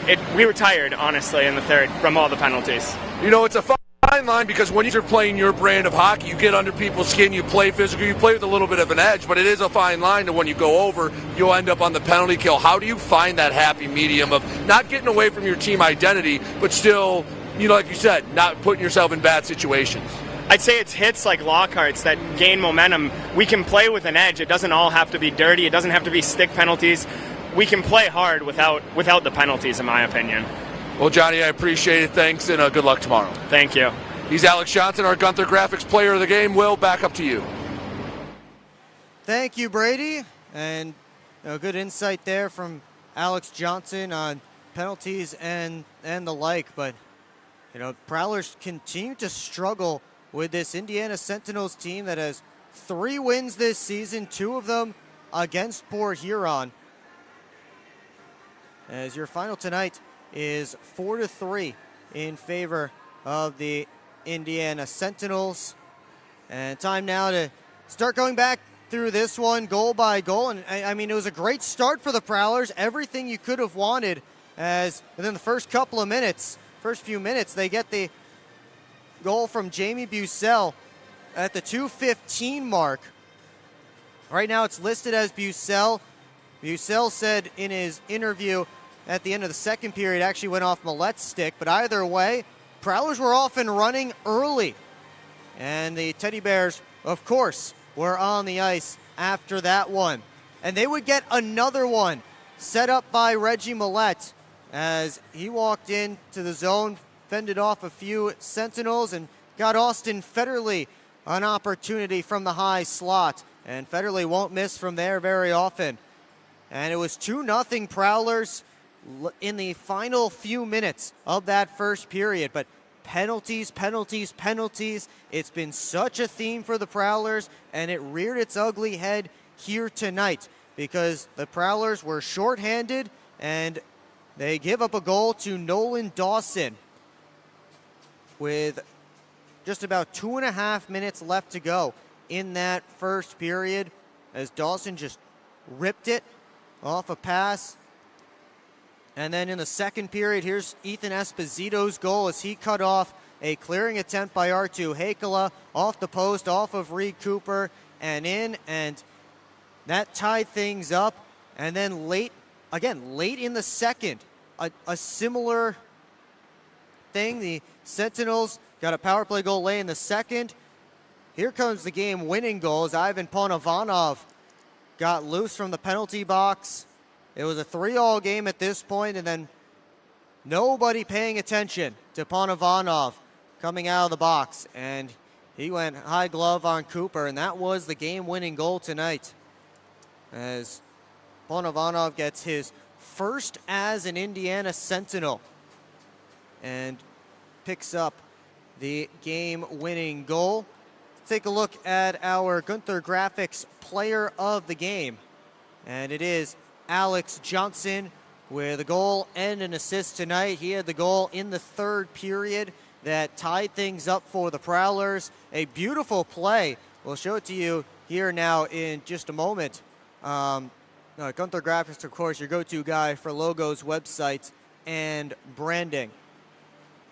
Let's take a look at Alex Johnson's goal here, if we can, because it was a great play right off the faceoff. Johnson just snuck in as soon as that faceoff was won. Nick Favaro shot for a rebound, and John Werber gave him one. And Johnson right there along the goal line. See Johnson at the bottom of your screen sneaking right in as soon as that puck was dropped, and as soon as the faceoff was won, he got down low and in the perfect spot to put home the rebound, and that tied things up. But of course, Ponovanov, the game-winning goal tonight. Final, the Sentinels with a 4-3 win. The Prowlers have dropped 5 games in a row, something we have not seen in quite a while from this team. Let's take a look at the final stats from this game before we cut to a break.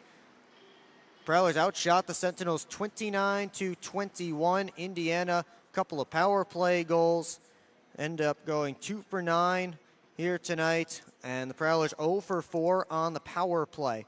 So I know, again, another tough night for the Prowlers on the special teams. They have continued to struggle with special teams time and time and time again, and it just feels like I'm repeating the same record over and over again, but the same issues keep arising, and I'm sure we will get Brady Beaton to ask Prowlers Associate Head Coach Chris Paulin about it later on in this post-game show. Again, we will have him coming up later on, as the Prowlers fall tonight to the Sentinels by a final score of 4-3. When we come back, we'll take a look at the out-of-town scoreboard as we continue to wait on Prowlers Associate Head Coach Chris Paulin. So don't go anywhere. You'll get reaction from Coach Paulin coming up shortly here on the PHP Network.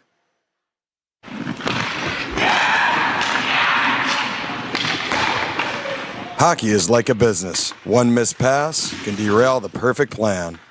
Have Taft Consulting help you get your whole team on the same page. They have the expertise to help you follow through on all your goals. Find out how they can help you today by emailing taftconsulting@outlook.com. What's more authentic than a Hungry Howie's Detroit-style pizza? Nothing. We're not playing around with the pizza of our birthplace. Thick crust, cheese to the edge, sauce on the top. Where it belongs. We've seen a lot of fakes out there. Not here. This is authentic Detroit-style pizza. Order yours now online for $12.99. We sauce the top and rep for the 313 everywhere. We do bold. Hungry Howie's. SMR Automotive Systems is part of the Motherson Group and a proud community sponsor of the Port Huron Prowlers. We are one of the largest manufacturers of rearview mirrors for passenger vehicles in the world, with local plants in Port Huron and Marysville. We strive to support our local communities and have positions available for various abilities and experience. Find out more about who we are at smr-automotive.com.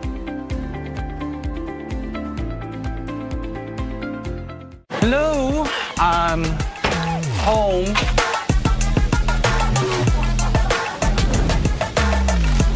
There he is. What is happening? Relax. We won. They brought back the snack wrap. Spicy or ranch? Spicy. Yeah, go. Yeah. Just one little bite. Can you stop? Oh, sorry. Gather your crew. Snack wrap is back. Back here in Port Huron, Prowlers fall tonight to the Indiana Sentinels by a final score of 4-3. Let's take one last look at our out-of-town scoreboard going all around the FPHL. Some good games going on around the league tonight. And we start in Athens, where the Rock Lobsters and the Ice Cats are locked in a 3-3 battle in the latter stages of period number 3. Gleb Van Durken and Dominik Marcinkovic with a goal apiece, one for each side in the final frame of regulation. And that is where they stand 3-3 with just about 3 minutes left to go in the third. about 2 minutes, 1 or 2 minutes left to go in the third in Danbury. We will pause to head down and chat with Prowlers associate head coach Chris Paulin. Down here on the ice with associate head coach Chris Paulin after the 4-3 loss to Indiana. Coach, simply, what about the Sentinels has given you guys so many issues over the last few meetings? Yeah, no, it's a good question. To their credit, they do some things really, really well. They had a lot of success. They blew out Watertown last weekend. I mean, we knew it was going to be a tough test. They've come a long way. They played well tonight, and they capitalized on our mistakes. We got the discipline in which we operated was very poor down the stretch, and they capitalized. If we played kind of a shinny hockey game with them, that was kind of going to even the playing field, and they got one more than us. So special teams have kind of been an issue over this losing streak. Are you trying to do anything to change it, or is it just, hey, keep at it, keep the process good, and eventually that'll flip? No, it's something we discussed and worked on quite a bit. I thought our PK was very, very sharp in the third period, very sharp. But it all starts with the forecheck. If you're allowing easy entries and teams are set up, you're killing so much in zone time. I thought in the third period we did an excellent job with the forecheck. As far as the power play, not very good tonight. And we put some emphasis in the last week, really the last 2 weeks, on a couple a couple different principles on the power play and a couple different looks we're looking for. When to attack the net, having numbers at the net, and we couldn't get in the zone today. We couldn't get in the zone cleanly. We didn't have good support on the puck, and we'll have to evaluate the players that are on the power play because that also contributes to it as well. So, quick turnaround, you're going to get them tomorrow night. What's going to be the message tomorrow when you guys wake up with a fresh start?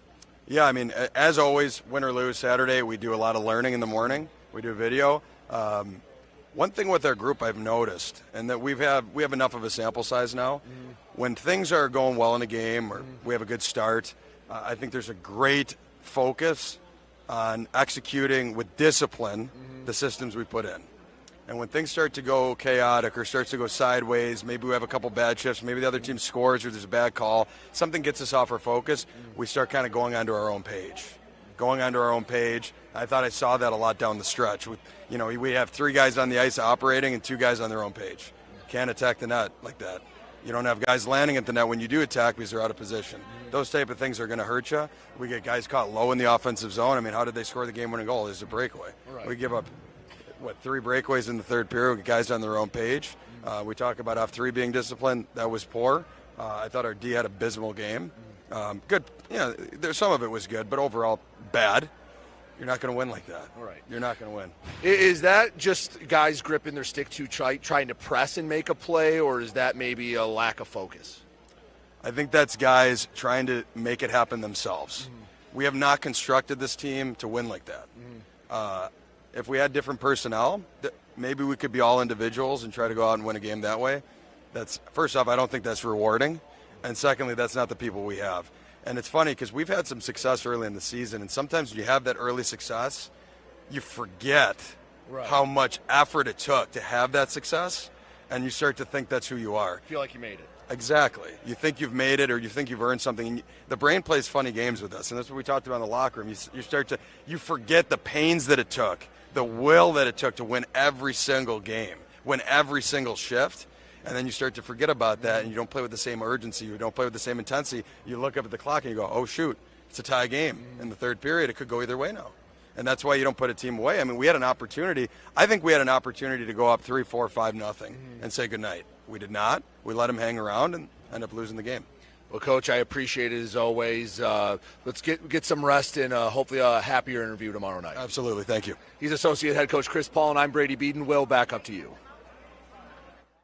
Thank you, Brady. And, Chris Paulin is very big in the mindset. That's something that he works on a lot with himself and with the team. So, not surprised to hear him talk about mindset a little bit during that post-game interview. But, lots of questions that have to be answered up there in that locker room, within that group. Certainly questions that might not get answered behind a microphone, but, we'll try our best. Brady and I try our best to get the real raw answers out of our coaches and players. Before we wrap things up, let's continue on with our out-of-town scoreboard here. We were in Danbury, where the Hat Tricks and Black Bears now tied up at 2 apiece. Tyson Kirkby scored a late one. They are heading to overtime. Black Bears outshooting the Hat Tricks 53-18, and it is 2-all. Bobcats with a big comeback win over the Watertown Wolves. What a game in Virginia. It was 4-2 Watertown entering the third. Bobcats scored 3 unanswered, take a 5-4 lead. Brad Ryder tied it for the Wolves with 34 seconds left, but PJ Demetrio, the game winner for Blue Ridge with 8 seconds left, and the Bobcats take all 3 points from the Wolves. What a game that was. River Dragons came from behind with 2 in the third, one from Kyle Moore, one from Alex Storjahan, to take down the Twin City Thunderbirds 2-1. The Monroe Moccasins currently up 5-2 on the Biloxi Breakers in the second period, while the Topeka Scarecrows and Baton Rouge Zydeco are getting ready for the third, tied up at 2 apiece. The out-of-town scoreboard presented by Love After Hours Boutique and Boudoir. Use code Prowlers for 15% off at Love After Hours. That's going to do it for us here on the PHP Network. So much thanks to the entire crew. Tonight's broadcast was directed and produced by Christian Jackson. Running the graphics tonight, Zach Dotson, with help from Damian Polak. On the cameras, Kim Light, or should I say Kim Nelson, as she and Alexander Nelson just got married. Alexander Nelson was on another one of our cameras tonight, but congratulations to those two. Paul Campbell, Elizabeth Sullivan, and Aiden Bricker had the other cameras. We'll be back tomorrow night when the Prowlers and Sentinels wrap up this 2-game set. Puck drop from McMorran Place scheduled for 7:05 p.m. Pregame show starts at 6:50, but we hope to see you here at McMorran Place if you can make it. But for now, I'm Will Wiggleman saying good night, and thanks so much for tuning in on Teddy Bear Toss Night here on the PHP Network.